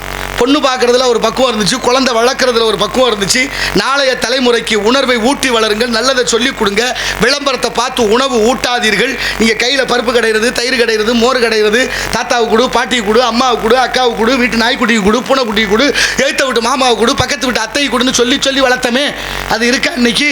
நினச்சி பார்த்தீங்களா? பகுத்துண்டு பள்ளியூர் ஓம்புதல் நூலோர் தொகுத்தவற்றுள் எல்லாம் தலை என்று சொல்லி சாப்பிட்ட சமூகம் பள்ளிக்கூடத்தில். இன்னைக்கு பள்ளிக்கூடத்தில் அதுவும் இல்லை.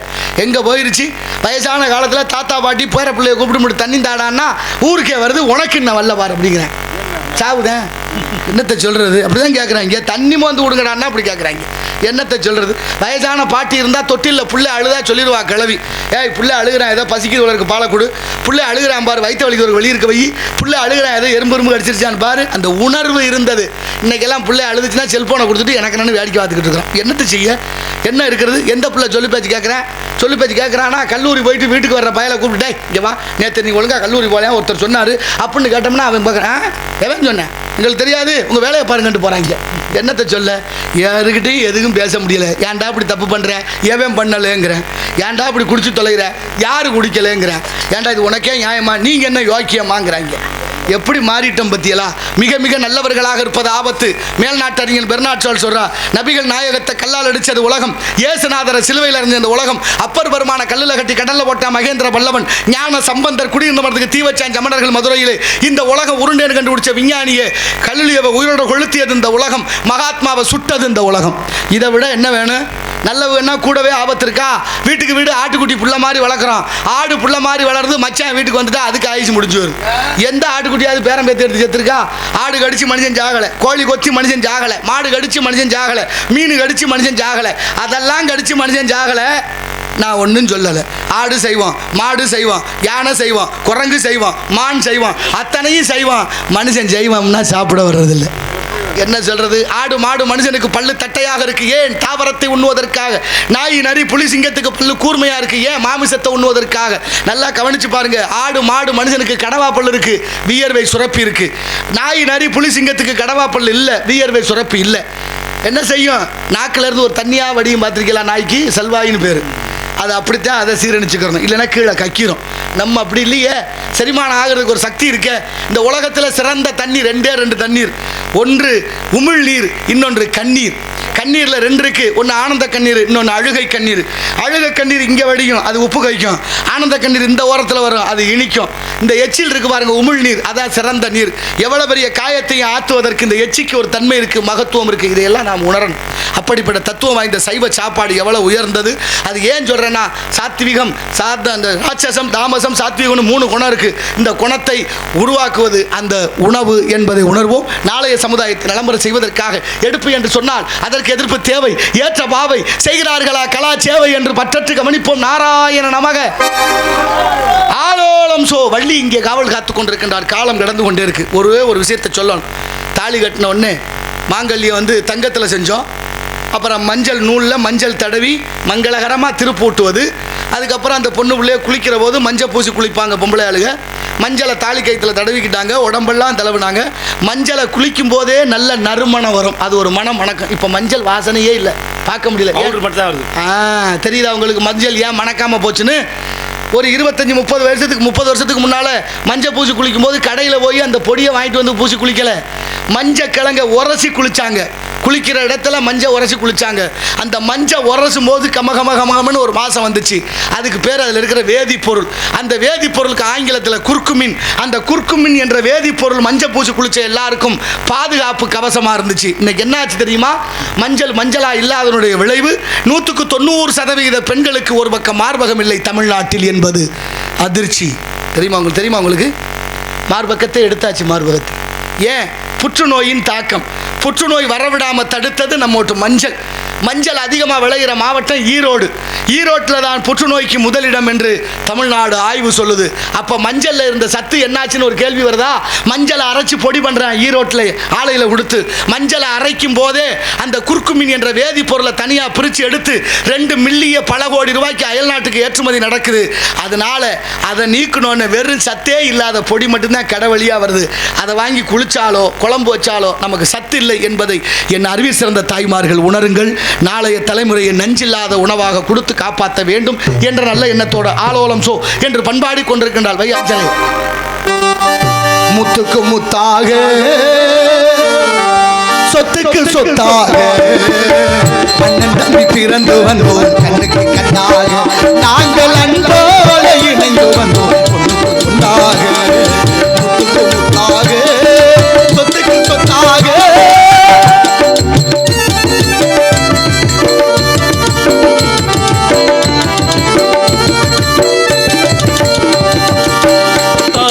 படித்ததில்லை, தந்தை முகம் பார்த்ததில்லை, தாளாட்டு கேட்ட தம்பி பாட்டும் அறிந்ததில்லை.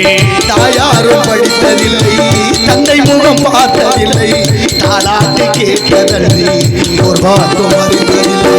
தானாக படித்து வந்தால் தங்கமிட வளர்ந்த தம்பி, தானாக படித்து வந்தால் தங்கமிட வளர்ந்த தம்பி, தள்ளாத வயதிலும் நான் வாழுகிறேன் அவள் முத்துக்கு முத்தாக, சொத்துக்கு சொத்தாக, அண்ணன் தம்பி பிறந்து வந்தோம் கண்ணுக்கு கண்ணாக, நாங்கள் அன்பால இணைந்து வந்தோம் பொன்னாக.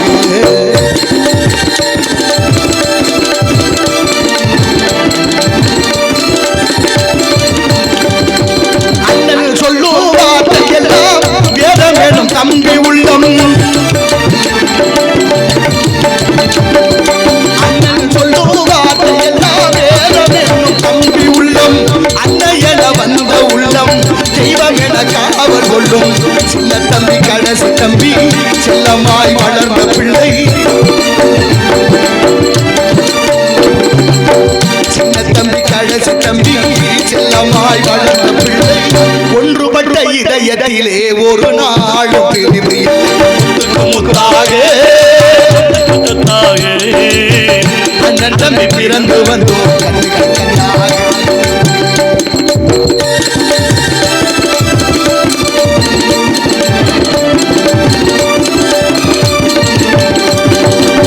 ராஜாக்கள் மாளிகையும் காணாத இன்பமடா, வாழுகால் மண்டபம் போல் நாங்கள் கொண்ட சொந்தமடா. ராஜாக்கள் மாளிகையும் காணாத இன்பமடா, நாடுகால் மண்டபம் போல் நாங்கள் கொண்ட சொந்தமடா. ரோஜாவின் இதழ்களை போல் தீராத வாசமடா, ரோஜாவின் இதழ்களை போல்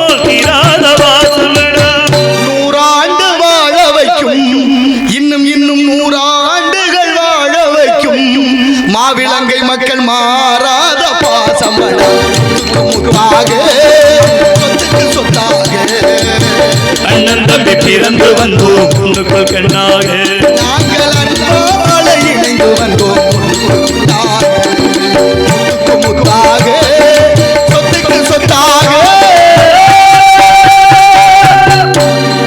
நன்றி நன்றி நன்றி நன்றி. காலதாமதம் காரியத்திற்கு கேடு. காலத்தேர்ந்து நடவாதவன் கோணமடைந்து குரங்குக்கு ஒப்பாவான். யாமறிந்த மொழிகளிலே தமிழ் மொழி போல் இனிதாவது எங்கும் காணோம் என்றார் எட்டயபுரத்து முண்டாசி கவிஞன் மீசை கவிஞன் பாரதி. பாட்டுக்கொரு புலவன் எட்டயபுரத்து முண்டாசி கவிஞன் பாரதிக்கு 11 மொழிகள் தெரியும். 11 மொழிகள் தெரிந்த பாரதி கூறிய வாசகன்தான் யாமறிந்த மொழிகளிலே தமிழ் மொழி போல் இனிதாவது எங்கும் காணோம் என்று பாடுகிறார். அடுத்து ஒரு வாசகம் சொல்றார், செப்பு மொழி 18 உடையால் எனினும் சிந்தனை ஒன்றுடையால். தமிழ் பேசுவது பெருசில்ல, அதை சரியா உச்சரிக்க தெரியணும். கசடதபரம் எங்கனங்கமன எரள வளல வல்லினம் மெல்லின இடையினம் அப்படி இனத்தில் ஒரு எழுத்து சேர்த்து தமிழ் தமிழடியாக பிறந்தது. அப்பேற்பட்ட மகத்துவம் வாய்ந்த பாரதி சொல்கிறான், செப்பு மொழி 18 உடையால் எனினும் சிந்தனை ஒன்றுடையால். தேவை ஏற்பட்டால் எல்லா மொழியும் தெரிஞ்சுக்கலாம், தப்பே இல்லை. ஆனாலும் சிந்தனை நமது மொழியான தாய்மொழி மீது இருக்க வேண்டும் என்று எண்ணுகிறார். அதான உயர்ந்த சிந்தனை. யாதும் ஊரே யாவரும் கேள்வி தீதும் நன்று பிறர்தர வாரா என்றார் கணியன் பூங்குன்றனார். எந்த ஊர்? நம்ம சிவகங்கை மாவட்டம் திருப்பத்தூர் அருகில் உள்ள மகிபாலன்பட்டி பூங்குன்ற நாடு. அப்படி பிறந்த மகிபாலன்பட்டியில் பிறந்த அந்த ஐயா கணியன் பூங்குன்றனார் எங்கே பாடினார்? ஐநா சபையில் இருக்க அவர் பேசிய வாசியம். அந்த வாசகம் அழகாக ரொம்ப அற்புதமாக இருக்குது. எங்களுடைய சேர்த்தவர் யார்? நம்ம நாடு சுதந்திரம் பெற்று 79 ஆண்டு சுதந்திர இந்தியா. யாருக்கும் அக்கறை இல்லை, எந்த ஜனாதிபதிக்கும் அக்கறை இல்லை. நமது மாவட்டம் ராமநாதபுரம் மாவட்டம் ராமேஸ்வரத்தில் பிறந்த முன்னாள் ஜனாதிபதி ஐயா அப்துல் கலாம் ஐயா முழங்கினார் ஐநா சபையிலே. ஐநா மிரண்டு போனது ஒரு நேரம். இன்னைக்கு அந்த வாசகம் அங்கே இருக்குது, சப்பானில் இருக்குது. எப்படி இருக்குது பாருங்க. செருசலேம் கிறிஸ்தவர்கள் உகந்த இடம். 10 கட்டளையை மொழிபெயர்த்து ரொம்ப அழகாக முதலாவதாக கல்வெட்டு இன்றும் தமிழில் செருசலத்தில் இருக்காம். அப்படிப்பட்ட மகத்துவம் வாய்ந்த மொழி. அமெரிக்காவில் ஒரு விஷயம் நடக்குது.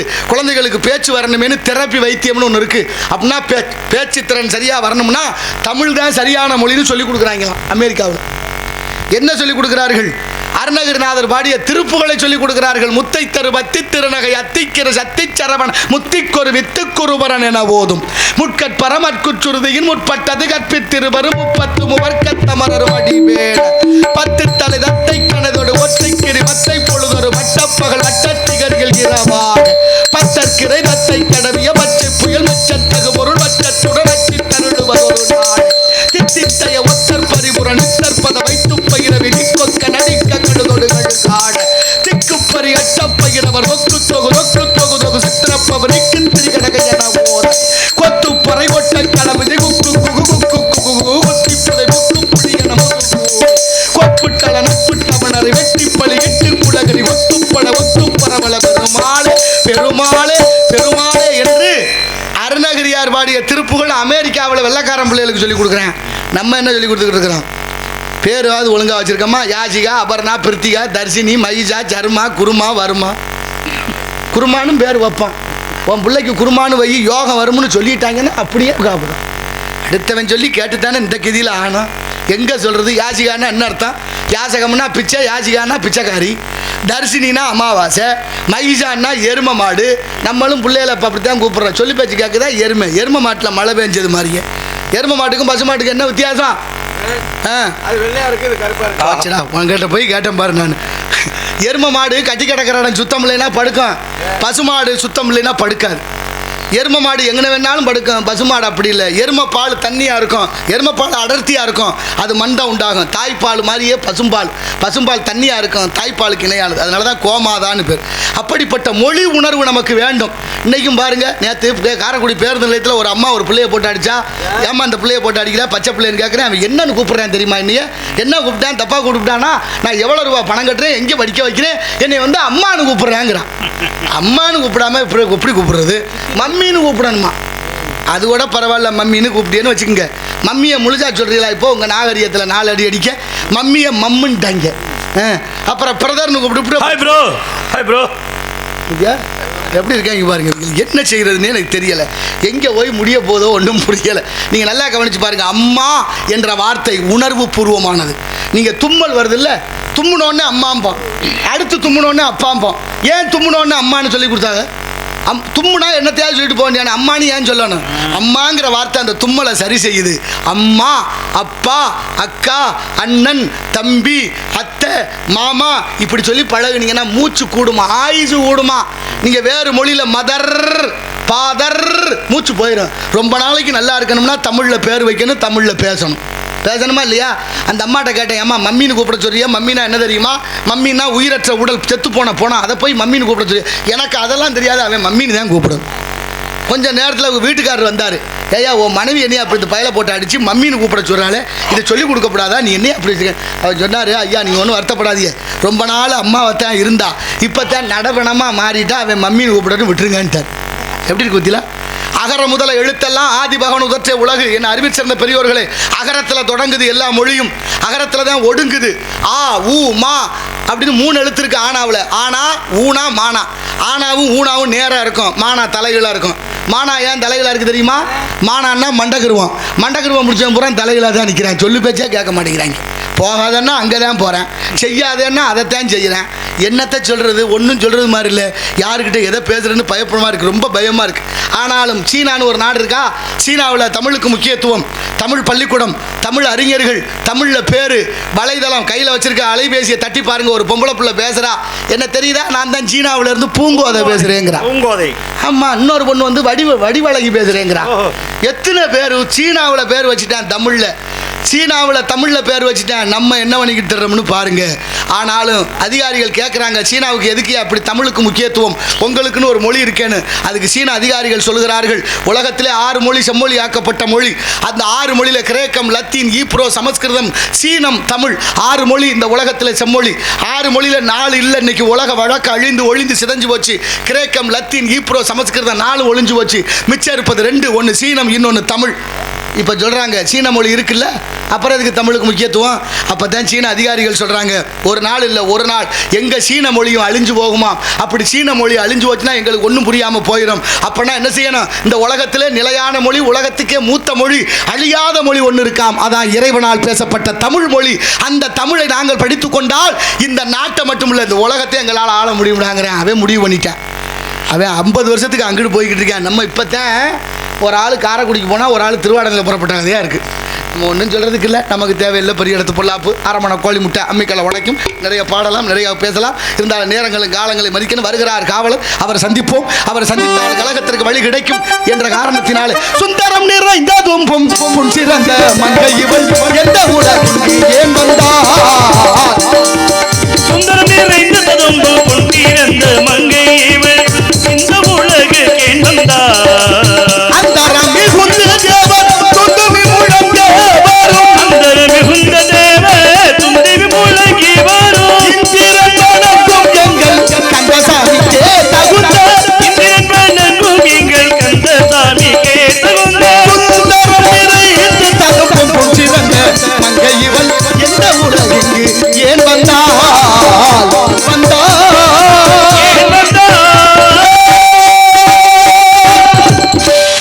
வருகிறார் காவலர். தமிழ் வேந்தன் பேர் பத்தியெல்லாம் எவ்வளவு அழகான பேர், தமிழ் வேந்தன். நீங்க அந்த எள்ளு பொது லகரம், சிறப்பு லகரம், பொது லகரம் இல்லை சிறப்பு லகரம், அதை சரியாக உச்சரிக்கணும். ஒரு மன்னர் வேட்டைக்கு போகலான்னு கிளம்புனாராம். மழை வந்தாலும் வருமே அப்படின்னு மந்திரி ஒருத்தர் இருப்பாங்க. மன்னருக்கு கீழே அந்த காலத்தில் மந்திரி தான் ஆலோசனை சொல்லணும். வரும் பொருள் உரைப்பது மந்திரி கழகு, வரும் பொருள் உரைத்தல், அது அந்த காலத்தில். இப்போ மந்திரியை கேட்குறாரு, வேட்டைக்கு போகணுமையா, சரியா பார்த்து சொல்லு, நாள் எப்படி இருக்குது? நாள் பார்த்து சொன்னார், மஞ்சாங்கத்தை பார்த்து, ஐயா நல்லா இருக்குது, நீங்கள் ஒன்றும் கவலைப்படானா, வேட்டைக்கு போகலாம். மந்திரி சொன்னதை நம்பி வேட்டைக்கு கிளம்பிட்டார் மன்னர் படை பரிவாரத்தோட.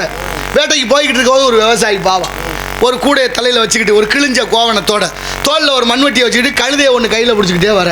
அந்த விவசாயி சும்மா இருக்காமல் மன்னரை பார்த்து, மன்னா இன்னைக்கு போகாதீங்க, மேகம் சூழ்ந்து வருது, இன்னும் கொஞ்சம் நேரத்தில் மழை வந்துடும், நீங்கள் ரொம்ப சிரமப்படுவீங்க, இன்னைக்கு வேட்டைக்கு போவாண்டான்னு தடுக்கிறார்.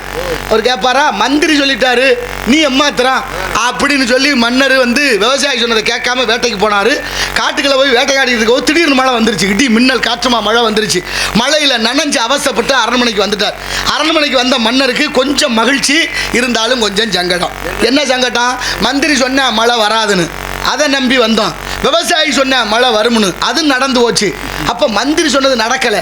சரி, மழை வர்ற விஷயம் விவசாயிக்கு எப்படி தெரியும்? ஆள் விட்டு கூப்பிடு, விவசாயியை கூப்பிடு, இங்கே வாயா, நீ சொன்னது மாதிரி மழை வந்துச்சு. நான் ஓன் பேச்சை நம்பலை, மந்திரி பேச்சை நம்பி தொலைஞ்சேன். நீ எப்படி சொன்ன, உனக்கு எப்படி தெரியும்னு கேட்டார்.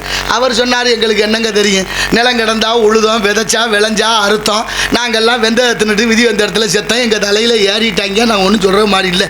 ஆனால் என் வீட்டு கழுதைக்கு தெரியுங்க மழை வர்ற விஷயம்னாரு. கழுதைக்கு மழை வர்ற விஷயம் தெரியுமா? ஆமாமண்ணா. எப்படி? நீங்கள் வரும்போது ஒரு கழுதை கையில் பிடிச்சிட்டு வந்தேன்னா? ஆமாம். அந்த கழுதையோட காது ரெண்டு இப்படி நீட்டி இருந்துச்சு. ஓ சரி, அந்த கழுதை காது அப்படி நீட்டி இருந்தால் மழை வரும். நாங்கள் காலகாலமாக பரிசோதனை பண்ணி வச்சுருந்தோம் ஐயா, அதை வச்சு தான் நானும் சொன்னேன்னு விவசாயி சொல்ல. மன்னருக்கு மகிழ்ச்சி தாங்க முடியலை, ரொம்ப சந்தோஷம். கழுதைக்கே மழை வர்ற விஷயம் தெரிஞ்சு வச்சு, வெட்டி மந்திரி எதுக்கு நமக்குன்னு மந்திரியை தூக்கிட்டு கழுதையை மந்திரி ஆக்கிட்டார். ஆமாம், மழை வர்ற விஷயம் கழுதைக்கு தெரிஞ்சு வச்சு, அப்புறம் அதுக்கு மந்திரி. அப்போ கழுதையை மந்திரி ஆக்கினதும் போதும், உங்கள் நாட்டில் கண்ட வேண்ட கழுதையெல்லாம் மந்திரி பதவி கேட்குது. நமக்கு தேவையில்லை, பெரிய இடத்துக்கு போகலாம். அந்த சந்திரன் கெட்டது பொன்னாலே, நம்ம அண்ணனும் கெட்டது எதனாலே எதனாலே? அண்ணன் அழுகிறாரு. நம்பர் கடையை தேடி வரணும். ஒரு மூணு முடிச்சால முட்டாளானே, கேளு கேளு. மூணு முடிச்சால முட்டாளானே, கேளு கேளு நம்பி. இருந்தேன் தேருக்குள்ள, இப்ப விழுந்தேன் தேருக்குள்ள. இருந்தேன் தேருக்குள்ள, இப்ப விழுந்தேன் தேருக்குள்ள. ஒரு மூணு முடிச்சாலே முட்டாளானே, கேளு கேளு தம்பி.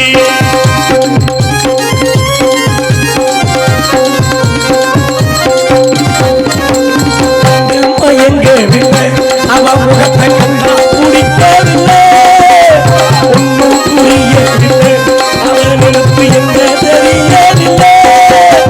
வெளியில ஊனாருக்கா வெற்றிக்குள்ள விட்டுக்குள்ளே வேணாண்ட சம்சாரம். ஆமானே ஆமானே, நாம் ஒரு சன்னியாசம். வேணாங்க வேணாங்க. விதியே அது நீ சொல்லியா? ஒரு மூணு முடிச்சாலே முட்டாளானே, கேளு கேளு தம்பி. கேட்கிறேன்.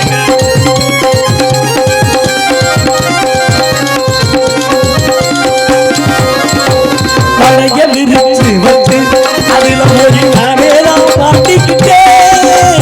செடி விலங்கு எடுத்து நானே தான் போட்டுக்கிட்டேன். வாழையில்லை வழியும் இல்லை, வழங்கியும் முடியவில்லை. வேணாண்டு சம்சாரம், ஆமானே ஆமானே, நம்ம ஒரு சன்னியாசம். வேணாங்க வேணாங்க. விதியே அது நீ சொல்லையா? ஒரு மூணு முடிச்சாலும் ஆனானே, கேளு கேளு நம்பி. கேட்கிறேன். இருந்தேன் தேருக்குள்ள, இப்ப விழுந்தேன் தேருக்குள்ள. நான் இருந்தேன் தேருக்குள்ள, இப்ப விழுந்தேன் தேருக்குள்ள. ஏன் ஜோக கதைய கேளு, ஏன் ஜோக கதையை கேளு தாய்க்குழவே. அம்மா தாய்க்குடமே. கேட்டானா நங்காதையா உங்க மனமே, உங்க மனமே. இந்த ஒரு ஒண்ணு எங்களைய சொல்லி வச்சு, இந்த ஒரு ஒண்ணு எங்களைய சொல்லி வச்சு. ஏதோ தாய்க்குழவே, அம்மா தாய்க்குழவே. அத கேட்டானா நங்காதையா உங்க மனமே. உங்க மனமே. ஏதோ ஒரு கானம் கேட்டது. கானத்திற்கு சொந்தக்காரர் யார் என்று காண வேண்டும். மண்ட மேலை மேலை கொண்டை போட்ட சாமியாரையா, என்ன ஊரையா, என்ன பேரையா?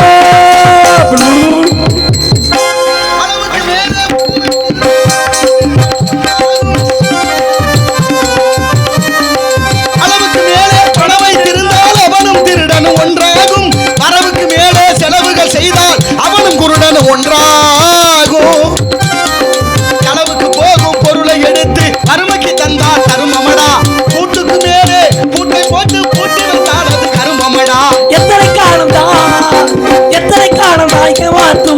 நாட்டிலே சொந்த நாட்டிலே சத்தியம் தவறாத உத்தமர் போலவே நடிக்கிறார்.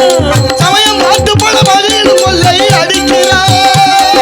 பட்டே போலவே பகல் வேஷமிட்டு பாமர மக்கள் அடைகிற மாட்டி. எத்தனை காலந்தா சின்ன பயலே செய்திகளையா நான் சொல்ல போகும் வார்த்தையை நல்லா எண்ணி பாரடா, நீ எண்ணி பாரடா. வேப்பமர உச்சியில் நின்று பேயொன்னு ஆடுதுன்னு. ஒரு நினைப்பு எங்க இருக்கு? சத்தியமூர்த்தி சத்தியமூர்த்தி அல்ல, நினைப்புல இருக்கு. வேப்பமர உச்சியில் நின்று பேயொன்னு ஆடுதுன்னு விளையாட போகும் போது சொல்லி வைப்பாங்க. உந்தன் வீரத்தை கொழுந்திலேயே கிள்ளி வைப்பாங்க. வேலையற்ற வீரர்களின் மூளையற்ற வார்த்தைகளை வேலையற்ற வீரர்களின் மூளையற்ற வார்த்தைகளை வேடிக்கையாக கூட நம்பி விடாதே. வீட்டுக்குள்ளே பயந்து கிடந்து எம்பி விடாதே, வெம்பி விடாதே. இருக்கட்டும். இந்த டீ விற்கிறாருல அண்ணே, அவர் டீ விக்கல, நமக்கு வாங்கிட்டு வராரு. அவரு விற்கிறவர். அவர் விற்கிறவர். அண்ணே காது கேட்குதா? உங்களை பற்றி தான் பேசுகிறேன். கேட்கல பாருங்க, மைக்கில் பேசியே அவர் கேட்கல. நான் அவர் தொழில் அவ்வளோ ஆர்வமாக இருக்கிறார். ஐயா டீ கடைக்காரரு அப்பா திரும்பிட்டாரு. சக்கரை மூட வச்சுருக்கிறீங்களோ, அள்ளி கொட்டி வச்சுருக்கீங்களே. இந்த சக்கரை வியாதி உள்ளவங்க எப்படி குடிக்கிறது? அதை கீழே ஊற்றுறதா? தண்ணியை ஊற்றிக்க வேண்டியது. குறைச்சி போடக்கூடாதா சர்க்கரையை? முடியலை. நாடக கொட்டையில் டீ குடிக்கவே முடியலை. அதுலேயும் இந்த பாலுக்கிட்ட ஒரு நல்ல குணம் இருக்குது. பாலில் எவ்வளவு தண்ணியை ஊற்றினாலும் வியாபாரியை காட்டி கொடுக்காது. எவ்வளவு தண்ணி ஊற்றிருப்பாருன்னு அவருக்கு தான் தெரியும். அதான் என்னென்னத்தையோ கலக்கிறேன், அவர் கலந்துட்டு போடும், சாப்பிட்டு விடு. இதில் என்ன பெரிய விஷயம்? சர்க்கரையை மட்டும் குறைச்சி போடுங்க. ஆமாம், நீங்கள் உங்க ஆளுகளை இப்பதான் நான் பார்த்தேன் வர்ற வழியில. எங்க ஆளுகளையா? ஆமா, நான் மட்டும்தானே வந்தேன். என்னங்க இரியா, நான் மட்டும்தான் வந்தேன். அப்புறம் ஜோடியா தெரியுதா? காரைக்குடி பஸ் ஸ்டாண்ட்ல பார்த்தேன். காரைக்குடி ஜோடியா யாரா தெரிஞ்சது? ஆமாங்க, ராமர் வேஷம் ஆஞ்சநேயர் வேஷம் போட்டுட்டு கடையில் பிச்சை எடுத்துருந்தாங்க. மடப்பையில அது சோத்தால் அடிச்ச பிண்டங்கள் வயிறு வளர்க்க வழி தெரியல, சாமி வேஷத்தை போட்டுக்கிட்டு பிச்சை எடுக்கிறாங்க. ஆனா அவன் சாமி வேஷம் போட்டு பிச்சை எடுக்கிறது கூட நான் தப்பு நினைக்கிறேங்க. அவன் பிச்சை எடுத்துட்டு அந்த வேஷத்தை கிடைக்காம அப்படியே சாரா கிடைக்க வாராய்யா. எவ்வளோ செருப்பை கழட்டி அடிக்க முடியாது. அப்பவே விட்டு வைக்கலாமா அவங்களெல்லாம்? வேஷத்தை போட்டுக்கிட்டு சாராய கடைக்கு போறேன். நீ எதுக்கு அங்கே போனேன்? நானும் சாரையா குடிக்க போட்டேன். மடப்பையில எனக்கு தெரியாதாடா வேலை போற. ஆமா, நீங்க உங்க பேரு? உங்க பேரு? என் பேர் நாரத மகரிஷி, மேலூர்ல இருந்து வரேன் தம்பி. போய் சொல்லப்படாது. ஏன் நீங்க நாரதர் இல்ல? அப்புறம் நீங்க சமயக்காரரு. ஏண்டா சமையல்னா அவ்வளவு சாதாரணமாடா உனக்கு? எங்க மடியில அரிகரண்டியை கட்டிக்கிறீங்க? காவலக்காரனுக்கு கரண்டி உனக்கு புரியுதா? இது யாரு? மகதி என்ற பேர். மதினியாலையா வச்சிருக்கீங்க? மதினியா இல்லடா, மகதிடா. அது என்ன? எது? இது இசைக்கருவி, சப்ததாள கட்ட சுத்தி. அது சர்ப்பத்துக்கு எலும்புச்சம்பளம் புளிற கட்டை. பல்ல உடைக்கப்படும் மடப்பையில. அது அப்படியாடா இருக்கு. நல்லா பாடுறா. காமாலக்காரனுக்கு கண்டதெல்லாம் மஞ்சள். சமையல் ரொம்ப மிகப்பெரிய கலை. அதனால தான் நலபாக சங்கத்தார்கள்னு கூட இருக்காங்க. நல சக்கரவர்த்தி சமையல் 7.5 வருஷம் சனீஸ்வர பகவான் தொட்ட உடனே அந்த வேலையை தான் செஞ்சாராம். அப்படிப்பட்ட மகத்துவம் வாய்ந்த சமையலில் ஏதாவது ஒன்று குறைஞ்சாலும் எவ்வளவு குத்தம். பார்த்து பரிமாறணும், பார்த்து சமைக்கணும். நானும் சமையக்காரன் தான். நீ சமையக்காரா? மோரையை பார்த்தா அப்படி தெரியலையே. என்னை பார்த்தா அப்படி தெரியலையே. என்ன கூடி போச்சு குறை போச்சுங்கிறிய? என்ன கொஞ்சம் உப்பு கூட போச்சுன்னு வச்சுக்கல, என்ன பண்ணுவேன்? ஒரு குடம் தண்ணி ஊற்ற வேண்டியதா? ஏன்டா உப்பு கூடனதுக்கு ஒரு குடம் தண்ணியாடா ஊற்றுவாங்க? தண்ணியை காய வச்சு ஊற்ற வேண்டியதா? சரி சேர்க்கிற. தண்ணி கூடி போச்சுன்னா கொஞ்சம் கடலை மாவை கலந்து ஊற்ற வேண்டியதா? மறுதரம் உப்பை போட்டு இப்படி மிளகா பொடியை போட்டு இப்படி போட்டு அதுலேயும் விஷயம் இருக்குது. என்னன்னு செலவடக்கமாக முடிச்சு விடலாம். என்னன்னு மேலோட்டமாக எடுத்தோம்னா ரசம், நடுக்கொண்டு எடுத்தோம்னா சாம்பார், கீழே அடியில் பருப்பு மண்டியாக எடுத்தோம்னா பருப்பு கூட்டு. என்ன மாலு சமைச்சிக்கிட்டு இருக்கா? உனக்கு தான்டா கற்றுக்கணும் எல்லாம். எப்படி பாரு இப்போ சொல்லி கொடுக்குறேன் பாரு. சமையலுக்கு போனேன், இப்போ நீ கூப்பிட்றதில்ல. ஏன்? சின்ன பிரச்சனை. அந்த லட்சணத்தில் சமைச்சிருப்பேன். சமையலில் குறையில. அப்புறம் என்ன பிரச்சனை? அவர் சொன்னார். என்ன சொன்னார்? இப்போ நீங்கள் கூட செய்தித்தாள் கூட பார்த்துருப்பீங்க. என்னன்னு? பொண்ணு வீட்டுக்காரங்க 200 பேர் சொல்லிட்டு 500 பேர் வந்துட்டாங்க. பேதி மாத்திரை கலந்து விட்டேன். ஆமா பார்த்தேன், செய்தியில பார்த்தேன். அது வேற ஆத்து பக்கமா தெரிஞ்சாங்க இவ்வளவு இருக்கு. அது வேற யாரு? நீ செஞ்சியாடா? நம்மதான். ஐயா, நீ தான் அந்த சமயக்காரன். நல்ல பதிவாக இவனை பிடிச்சி கொண்டு உள்ள வைக்கிறேன். ஒப்புதல் வாக்குமூலம் கொடுத்துருக்கேன் பாருங்க. அப்புறம் யாரோ ஒரு மருமையை மாமியால தாலி கட்டின செய்தி வந்துச்சாடா? தலையில் அடிச்சுக்க. வெளியே சொல்லாதீ. வெளியே நீ தானா அது? அதுவும் நீ தானோடா? ஐயோ இல்லை அழுகிறானே. நாடகத்துக்கு போயிருந்தேங்க. சரி. நாடகத்துக்கு போயிட்டு தாலி கட்ட போற நேரம் தான் மணமேடையில் போய் உட்காந்து ஐயர் ஓம கொண்டதுல குச்சியை போட்டு கொளுத்தி புகையை கிளப்பிட்டாரு. சரி. குப்பு குப்புன்னு புகை வந்துச்சு. கட்டு மேல தாலியை கட்டுனாங்க. கட்டுன்னு ஊரே அடிச்சுக்கிட்டாங்க. என்னன்னு விசாரிச்சு அப்புறம் தான் எனக்கே தெரியும். என்னாச்சு? தூக்க கழகத்துல தாலியை கொண்டு என் மாமியார் சின்ன மாமியார் கட்டுல கட்டிட்டு பாரு. அது சின்ன மாமியா கழுத்துல, பெரிய மாமியா வயசாகி போச்சு. அதுக்காக நீ சின்ன மாமியா கழுத்துல. அப்புறம் என்ன ஆச்சு? தாலியை அவுத்து தர சொல்லி சொன்னோம். அது முக்கா பவுன் தங்கம்மா புடிச்சுக்கிட்டு தரமாட்டேங்குது. அப்புறம் என்னாச்சு? இப்ப மாமியா என்னாச்சு? மாமியா 8 மாசம், பொண்டாட்டி 10 மாசம். சாப்பாடு சமைச்சு போடுறாங்க. வீட்டுல 2 பேர் இருக்காங்க. நல்ல கதையா போச்சுடா உன் கதை. என்னடா இப்படி என்னங்க என்னை பத்தி இப்படி நினைச்சு? ஆனா மனுஷன் உலகம் ரொம்ப மானங்கட்ட உலகமா மாறிடுச்சு. யாரு நீ இருக்கிறதுனால சொல்றியாடா? எல்லாரையும் சொல்லலாமாடா? ஐயா பெரிய கதை நடந்து போச்சு தெரியுமா? என்ன கதை? துரோகமான உலகம். அது ஒரு சில பேர் இருக்கத்தான். உடன் பிறந்த அண்ணன் தம்பிக்கு துரோகம் பண்ற தம்பி. தமிழன் வீழ்ந்ததே துரோகத்தாலதான். துரோகம்தான். அது கூட பரவாயில்லைங்க. உற்ற நண்பன் நட்பை விட இந்த உலகத்துல சிறந்த ஒரு உறவு இல்லைன்னா. ஆமா, வள்ளுவர் கூட 5 அதிகாரம் வச்சாரு நட்புக்கு. நண்பன் துரோகம் பண்ணிட்டான். சரி, அவத கூட ஏத்துக்கலாம். கட்டுன பொண்டாட்டி ஒரு சில பேர் புருஷனுக்கு துரோகம் பண்ணுது. தொலைதுரா இதெல்லாம் இருக்கத்தாண்டா செய்யும். என்ன இருக்குது? எனக்கு எதுக்கு நடந்தா? உனக்கு எதுக்கு நடக்குதா? எங்க வீட்டுக்கு எடுத்த வீடு என்ன ஒரு விவசாயி. சரி, காலைல எழுந்திரிச்சோன்னா மாடை கையில பிடிச்சிக்கிட்டு விவசாயம் பண்ண கலப்பையை தூக்கி போட்டு விவசாயம் பண்ண போயிடுவார். அவர் வேலை அது பார்க்கணும். அவர் போறாரு. அவர் பொண்டாட்டி இவருக்கு துரோகம் பண்ணி ஏத்த வீட்டுக்காரன கள்ள புருஷன் அனுப்பிச்சிருக்கு. அடே இதெல்லாம் ஏன்டா நீ பாத்துக்கிட்டு? ஏன்டா கள்ள புருஷன் வீட்டுக்கு போனான்னா ஆட்டுக்கறி, கோழிக்கறி, மீன், முட்டை சமைச்சு போடுறான் சண்டாடி. கட்டுன புருஷன் விவசாயம் பண்ணி வீட்டுக்கு வந்தா கேப்ப கூழு கம்மம் கூழுதான். இதுல இருக்க சத்தை விட அதுல சத்து கூட தானடா. ஐயா அவன் விவசாயம் பண்ற சோறு ஒரு நாள் கூட போடுறது போடணும். சோத்தை கண்ணை காமிக்கிறது. சரி, இப்படியே ரொம்ப நாள் நடக்க. ஏன் நீ ரொம்ப சோகத்தை புளிகிறானே? கண்ணாட பார்த்தல என்னடா ஒரு நாள் கண்ணீர் விடுற அளவுக்கு அந்த பழம் அப்படி வேலைக்கு போன புருஷன் வேலையில உடனே வந்துட்டான். இந்த ஏத்த விட்டு முண்டை உள்ள போய் கோழி குழம்பு சாப்பிட்டுருப்பா போல. போய் கதவை தட்டுறோம். அந்த பொம்பளை ஐயோ என் புருஷன் வந்துட்டானே, நம்ம செத்த மம்பட்டியை வச்சு வெட்ட போறேன். இந்த கதையெல்லாம் எப்படி உனக்கு தெரியுது? சரி அழுகாதடா. டப்புடு என்ன பண்ணுச்சு இந்த பொம்பளை? குழம்பு விளம்பெல்லாம் அள்ளி ஒழிச்சு விட்டு கதவை திறந்து புள்ள ஒரிச்சு. அதுக்கு முன்னாடி இந்த வச்சிருக்கேன் பாரு கள்ள புருஷன் மச்சு மேல ஏறி ஒளி வச்சுருச்சு. பரன்ல ஏறி உட்காந்துட்டான். எல்லாத்தையும் ஒழிச்சு விட்டு கதவை திறந்து உள்ள வர சொல்லி புருஷனுக்கு கூழ கரைக்க ஆரம்பிச்சுட்டான். இந்த மூதேவியை பிடிச்ச நேரம் அவனுக்கு பரிமாறினால 2 வரைக்கும் சோறு கூழ்ல விழுந்துச்சு. கூழுகளை கடந்து போச்சு. ரொம்ப அங்கதான் பிரச்சனையே. சோத்த பார்க்காதவன் ஐயோ ஐயோ ஐயோ இவன் இப்படி எடுத்து இப்படி அண்ணன் தால கூட. ஆமா, சோத்த பார்க்காதவன் 2 வரைக்கும் சோத்த பார்த்தோன்னே சந்தோஷம் தாங்க முடியாம நாராயணா உன்னை இத்தனை வருஷம் கழிச்சு இன்னைக்கு தான் பாக்குறேன்னு சோத்தத்தை அவன் சொன்னேன். சரி, மேல இருந்த முண்டை அவன் பேர் நாராயணன் போல.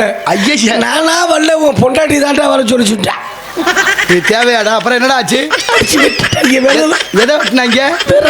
யாருக்கு? நாராயணன் யாரு? எங்க உங்கையே காட்டு பாப்போம். வேற யாரு? நாராயணன். ஆதாரபூர்வமா நிரூபிச்சு விட்டாங்கடா.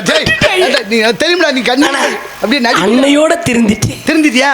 இப்ப நான் செவரேறி குதிக்கிறது இல்லை. நல்ல புள்ள. அப்புறம் அந்த பிள்ளை ஏறி குதிச்சு என் வீட்டுக்கு வருது. மானங்க இது ஒரு பொலா புள்ளி சொல்லிக்கிட்டு என்ன நீங்க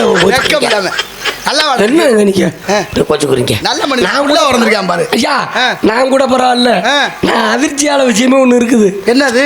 எங்க ஊர்ல ஒருத்தர் செத்து போயிட்டாரு. சரி, அவர் செத்து போனோடனே அவர் பொண்டாட்டி அவருக்கு சமாதி எடிட்டாங்க. சமாதி போய் உட்காந்துக்கிட்டு இந்த பொம்பளை விசிறி வச்சு வீசிக்கிட்டு இருக்குதுங்க. என்னாச்சு? எனக்கு ஆச்சரியம். இந்த காலத்திலேயே கட்டுன புருஷன் செத்தும் புருஷன் சமாதிக்குள்ள இருக்கேன், அவருக்கு குளுக்குமே புழுக்குமேன்னு வந்து இப்படி விசிறி வச்சு வீசுது அப்படின்னு ஆச்சரியப்பட்டு போய் தர்ம பத்தினியும் காலில் விழுந்து, நீ தான் இந்த உலகத்துல பெண் தெய்வம், இப்படி புருஷனுக்கு உள்ள இருக்கும் செத்தும் தெரிஞ்சு நீ விசிறி வச்சு வீசிறிய சமாதியிலன்னு. அப்பத்தான் அந்த பிள்ளை சொன்னிச்சு, இல்லன்னு அவர் சாகும்போது சொன்னாரு என்னன்னு, என் சமாதி காயிற வரைக்கும் நீ வேற புருஷன் பார்க்காம இருந்தாரு. ஈரமண்ணு காய் அதை எப்ப காய்கிறது நான் வேற புருஷன் பார்க்கறது, அதான் காய வச்சுக்கிட்டு உங்க ஊர்ல தானா? அதுவும் நம்ம ஊர் தான். சரி விடுறா, தேசங்கள் தோறும் பாசைகள் வேறுங்கிற மாதிரி சின்ன சின்ன விஷயங்கள் இருக்கத்தான் செய்யுது. நல்லார் ஒருவர் உளரே அவர் பொருட்டு எல்லோருக்கும் பெய்யும்பொழி. நல்ல விஷயங்களை கவனிப்போம், நல்ல விஷயங்களை கொடுவா பார்வை ஆரம்பம் கைய வச்சா தூள் நல்ல அப்படி சொல்லு. இது அருமையான ஒரு விளக்கமான பாட்டு. இது பாட்டா? ஆமா பாட்டு. மாடாது அருவாமீச கொடுவா பார்வை ஆரம்பம் கைய வச்சா ஆறுமுகம் முருகப்பெருமான். ஆமா. அப்புறம் என்ன அருவா? அது சினிமா பாட்டு நினைச்சீரா? இதுக்கு பெரிய விளக்கமே இருக்கு. என்ன விளக்கம்? ஐயா சூரபதுமனை வதம் செய்கிறார் திருச்செந்தூர்ல முருகப்பெருமான். அந்த சூரபதுமனுக்கு தான் அருவா மீசை கொடுவா பார்வை. ஆறுமுக கை வச்சா தோல்னா முருகப்பெருமான் வேளால் குத்தியதால் ஒரு பக்கம் மயிலாகவும் மறுபக்கம் சேவலாகவும் போடனா. அதான் சுருக்கி அருவா மீசை கொடுவா பார்வை ஆறுமுக கைய வச்சா தூள்னா. இந்த பாட்டுக்கு இப்படி ஒரு விளக்கம் இருக்கிறது இப்ப தாண்டா தெரியுது. எதை கொண்டு போய் எங்க சேர்த்து விட்டா பத்தியா? அப்ப உன்னை நம்பித்தான் இந்த பாடலாசிரியர் எல்லாம் இருக்கா? அண்ணன் காக்கா கொண்டக்காரி ரெண்டக்கால எழுதுறது யாரு? ரெண்டக்காவா? ஆமா. அண்டங்காக்கா. அண்டம்னா உலகம். உலகத்தை கட்டி காப்பது சிவபெருமான். ஆமா ஈசன். அவருக்கு 2 உண்டாட்டி, தலையில கங்கை ஒரு பெண்ணும் உடலை பாதி பார்வதி. ஆமா. அதான் சுருக்கி அண்டம் காக்கா கொண்டைக்காரி ரெண்டக்கான்னா முடியாதுடா. ஒன்ன மாதிரி இனிமே உலகத்துல யாராலையும் முடியாதுடா. எப்படிடா அப்படிலாம் யோசிக்கிற? அண்ணனை பார்த்து அப்பத்தை கேட்டு இது என்னடா? அது இது பட்டினத்தார் வரலாறு. பட்டினத்தார் வரலாறுக்கு இங்க எங்க தொடர்பு இருக்கு? ஆமாங்க, பட்டினத்தார் சொத்து பத்தெல்லாம் விட்டுட்டு பிச்சை எடுக்க போனார்ல. கோவணத்தோட வந்துட்டாரு. 9 கோடி சொத்து. அவ அக்காவுக்கு கோவம். ஆமா. நம்ம தம்பி எல்லாம் பெரிய கோடீஸ்வரன் ஊருக்குள்ள பிச்சை எடுத்து திங்கிறானே அப்படின்னா கொஞ்சம் கொடுக்கவும் இல்லாம தம்பியை கொல்றதுக்கு இந்த அம்மா என்ன திட்டம் போடுது? அப்பன் சுட்டு விஷம் வச்சிருந்தா சின்ன சின்ன பயல்களை கூப்பிட்டு கொடுக்க சொல்லி அண்ணனை பாத்தியான்னு. அதான் அண்ணனை பாத்தியா? அக்கா வீட்டுக்கு வந்து பசிக்குதுன்னு அப்பன் கேட்டார். அப்பத்தை கேட்டியா? அந்த அப்பத்தில் விஷம் தண்டவர் கண்டுபிடிச்சாரு.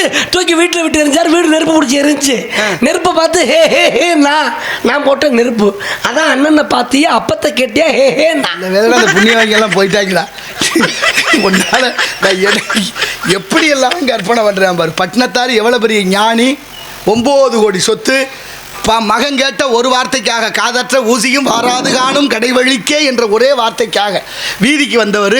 சொத்தெல்லாம் என்ன செய்வோம்னு குமாஸ்தா சேந்தனார் கேட்கிறவோ தூக்கி தெருவில் போடுன்னு சொன்னவர். மன்னனையே கேள்வி கேட்டவர். அப்படிப்பட்ட மகத்துவம் வாய்ந்த அந்த மகான் பிறந்த நாடு இந்த நாடு. போய் மன்னனையே போய் கேட்டிருக்காரு. மன்னனை கேட்கறாரு. மன்னன் ஆனா இந்த எகத்தால இருக்குவாரு உங்களுக்கு. அதான்டா குறைய மாட்டேன். நான் கேட்கிறேன், இந்த சிவபெருமான் இருக்காருல்ல, சிவபெருமானுக்கு என்ன தொழில்? 5 வேலை அவருக்கு. என்ன? படைத்தல், காத்தல், அருளல், மறைத்தல். ஆமா. என்னது?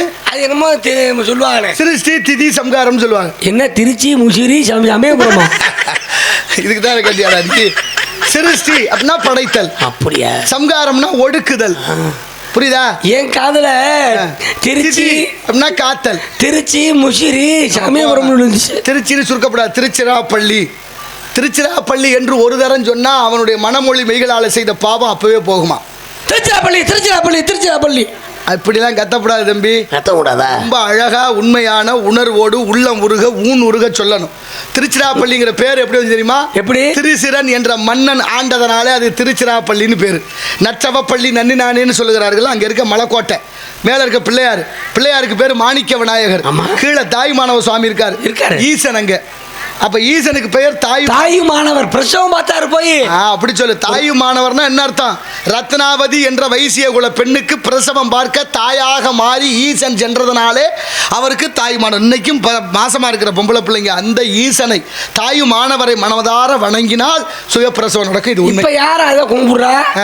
மாசமானவன நேரா டாக்டர் போய் ஒரு ஊசி கலையப்படாதான். திருப்பி ஒவ்வொரு மாத்தைக்கு ஸ்கேன் எடுக்கிறா.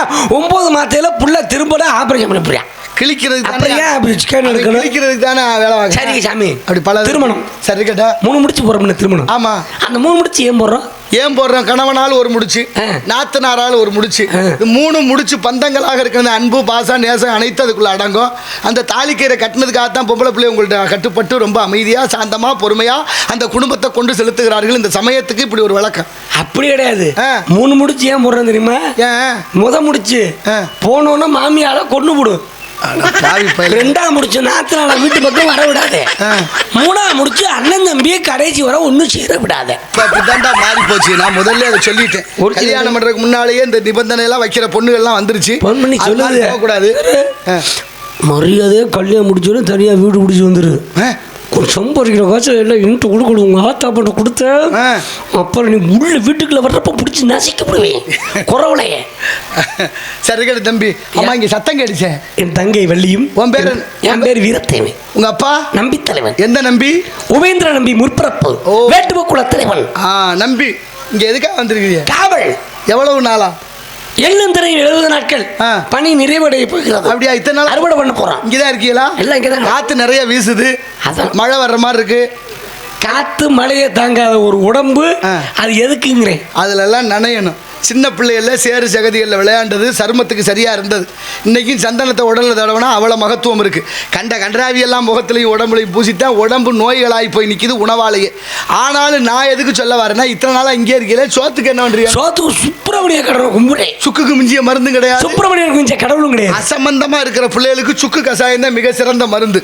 தொடர்ச்சியாக கொடுத்துட்டு வந்தால் குழந்தை சுறுசுறுப்பாவேன். சரி இருக்கட்டும், அந்த வள்ளியை பார்க்கணும். வண்டி தான் பின்னாடி நிற்கிது. காது கேட்காதடா உனக்கு? வள்ளியா? என் தங்கச்சி வர்றதுக்கு முன்னாடி காதலி ஒன்று இருக்கு. அது யாரு? காதலிக்கிறேன். அப்படியா?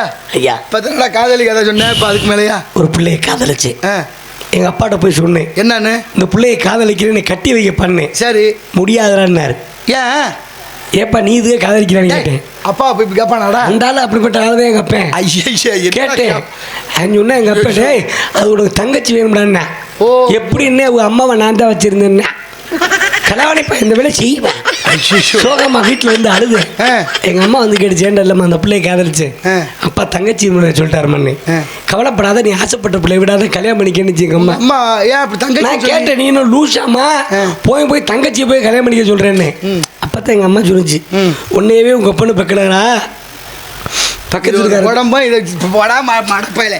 அப்புறம் அந்த பிள்ளைய கல்யாணம் பண்ணிட்டாங்க. பிள்ளை பிறந்துச்சு, பொம்பளை பிள்ளை. சரி, சாதகம் பார்த்து ஐயர் சொன்னாரு புள்ள யோகமான புள்ள. அப்புறம் முத புள்ள பொம்பளை பிறந்திருக்கு. என்ன ஒண்ணு யார என்ன சொல்லி கூப்பிடுதா ஒரு செத்து போறான்னு.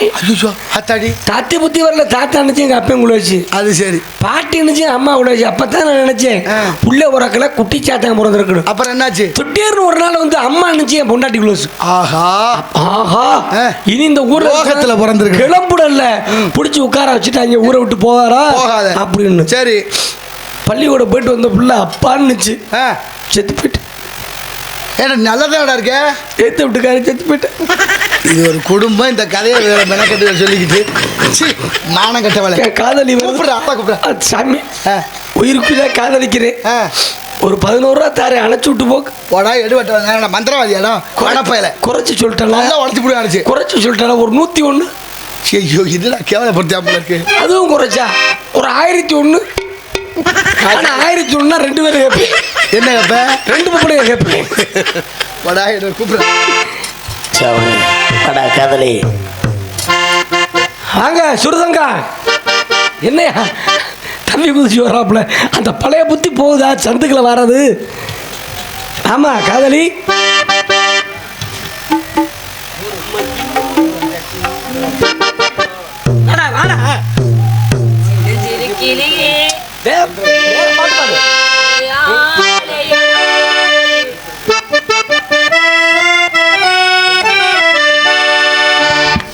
இருக்கிளியே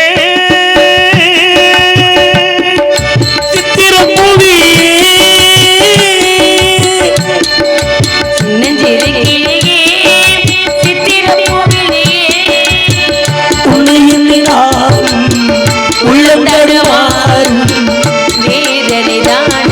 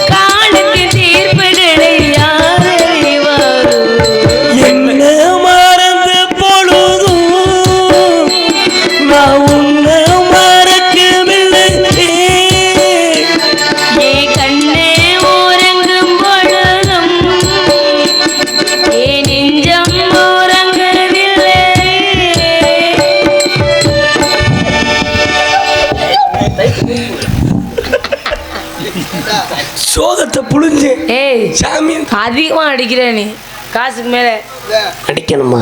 ஒரு டீ கூட அடிக்காது. வாழ்க வாழ்க வாழ்க. பிரம்மச்சாரி பிரம்மச்சாரி வலிக்கு விளையாடாமா, பிரம்மச்சாரி பிரம்மச்சாரி வலிக்கு விழலாமா, இந்த பொம்பளைங்க காத்துப்பட்டு தடுக்கி விளையாடாமா, இந்த பொம்பளைங்க காத்துப்பட்டு தடுக்கி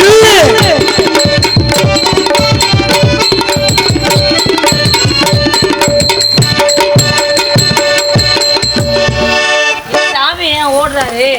என்ன பூனை வரத்த பானை வரத்த பூனை மாதிரி போகுது சாமி. பாரிகிருச்சா பழமொழி. சரி இருக்கட்டு. ஆடி பாடி வரவேற்றது மிக்க மகிழ்ச்சி. உள்ளமே புலகாங்கிதம். உள்ள புடவைக்கா போயிருச்சா? படா எடுவட்ட வரம்பு மீறுற இப்ப பாரு. அடுத்த கவல் ஆளியாரா என் தங்கச்சி கூப்பிடு. தங்கச்சி சத்திய சோதனை வர முடியாதுல. சுவாமிகள் வந்திருக்கிறார். வர முடியாது.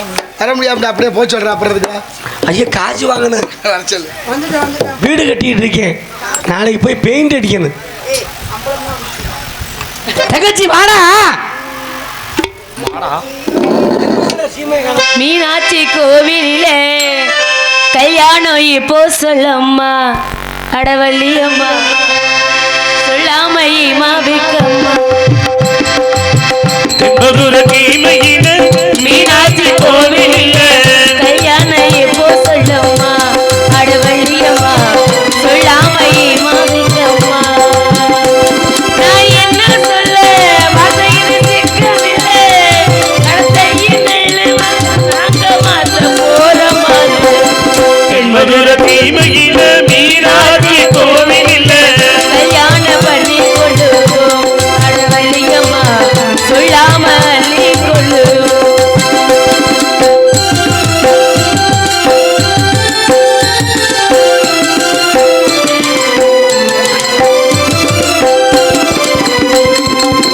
கால நேரத்தில மால மயக்கத்தில மாமன் வீட்டில வேலை நான் பார்த்து கோவில் அருகில பார்த்து மால நான் கொடுத்தேன் மாமே வாங்கல, பார்த்த பார்வையில எதுவோ தோணல, என்னோட வேலையெல்லாம் பொன்னாக அரவணைப்பா வந்தா சூறாவளி வேகந்தா கண்மூட இருக்கவப்பா உள்ளூர சிரிக்க வைப்பா சரசத்தில ராஜனா.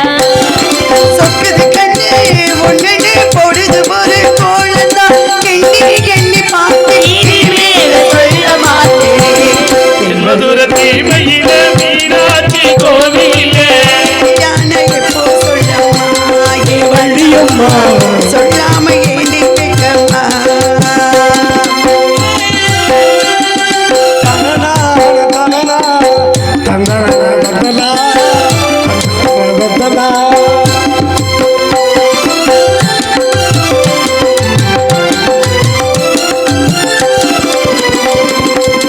கால நேரத்தில ஆத்துல நான் தான் நீராட யாரும் பார்க்கல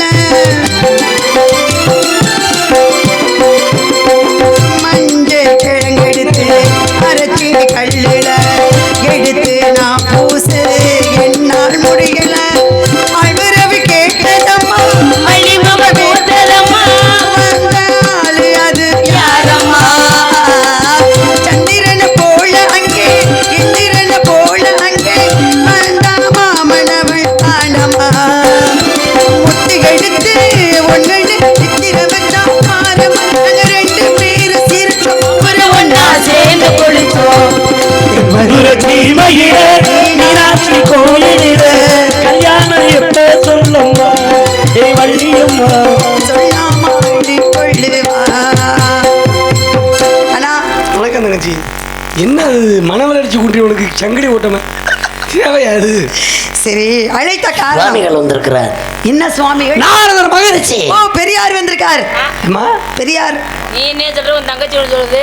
ஆக மொத்தம் என்னை விளக்கமா தடி வாங்காம விட மாட்டேன். ஏன பெரியார்னா ஏன் இவ்வளவு நான் பயப்படுறீங்க? என்ன சொன்னேன்? அவர் பேரை வச்சு தானே பெரியவர். அதானே பெரியாருக்கெல்லாம் பெரியார். பெரியவர். பெரியார். பெரியவர். 33 கோடி தேவர்கள், 47 ரிஷிமார்கள், எல்லோரும் பெரியவர்கள். அவர்களுக்கெல்லாம் பெரியவர் இவர் பெரியார். அழைத்து பார் பெரியாரை. அந்த அம்மா வண்டியில ஏறிச்சுன்னா நம்ம வண்டியை விட்டு இறங்கிறேன்மே. வண்டியில பார்த்தா நான் பேக்க இறக்கிறேன். வருக வருக வருக வருக கான பிரியரை வருக, கழக பிரியரை வருக. அண்ணே இல்ல கலவாணி. கழக பிரியரை வருக, கான பிரியரை வருக. கருப்பு கலர்ல சட்டை போட்டிருக்கோம்ல, கருப்பு நிறத்துல, அது மேலே போட்டா என்ன பேரு?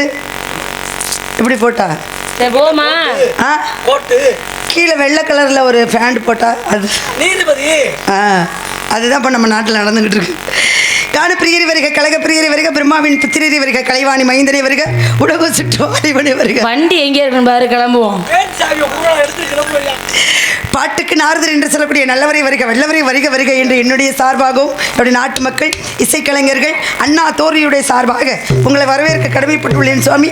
எங்களுடைய வரவேற்பு சிறியதாக பெருமிதத்தோடு ஏற்றுக்கொண்டு மனசுல அப்படி இருக்கு.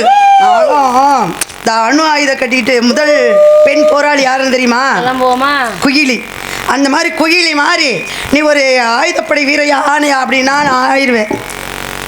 2 லட்சம் பேரை ஒன்றா நிறுத்தி அங்கே போனால் போயிடுவேன். என்னை நம்பி கொன்றுவேன். என்னை நம்பி 10 குடும்பம் இருக்கு. அதனால் வரவேற்று சுமை எல்லோருக்கும் நல்லாசி தந்து எங்களுக்கு நல்லாசி தர வேண்டும். இதோ என்னுடைய வரவேற்பு.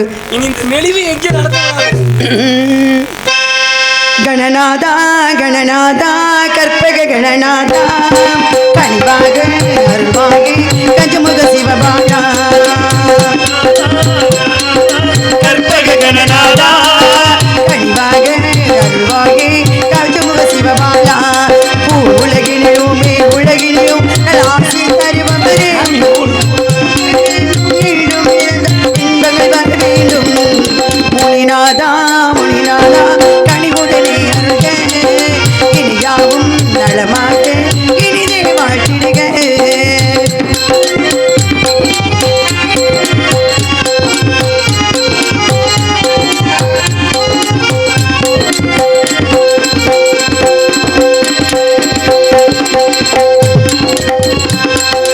இசை மகரமும் இனிதே வணங்க எங்கள் முனிநாதா.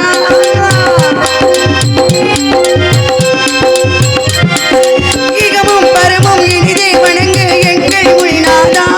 இந்த உலகம் யாவும் நலங்கள் பெறவே வாழ்த்து செய்வீரே. இந்த உலகம் யாவும் நலங்கள் பெறவே வாழ்த்து செய்வீரே. எனக்கு நல்லொரு செய்வீரே. முனிநாதா முனிநாதா கனிவுடனே அருக.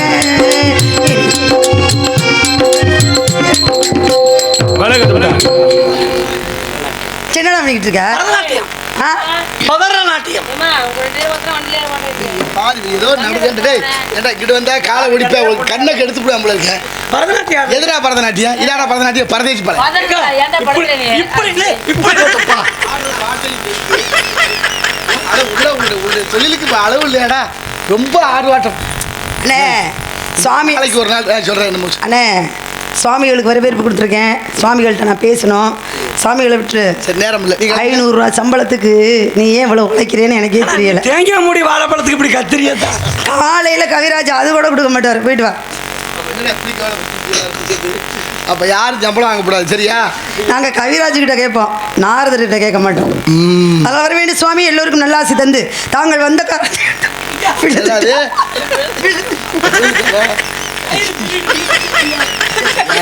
பாடுபடுத்துறாங்க அளவுக்கு. வாங்க மக்க வாங்க வாங்க நம்ம நாடகம் பார்க்க வாங்க வாங்க வாங்க மக்க வாங்க வாங்க நம்ம நாடகம் பார்க்க வாங்க வாங்க பழைய புதிய நாடகம் பார்க்க நாடக கலைக்கு பெருமை சேர்க்க மாயாகுளம் மாதவன் சேனல் இருக்கு. நம்ம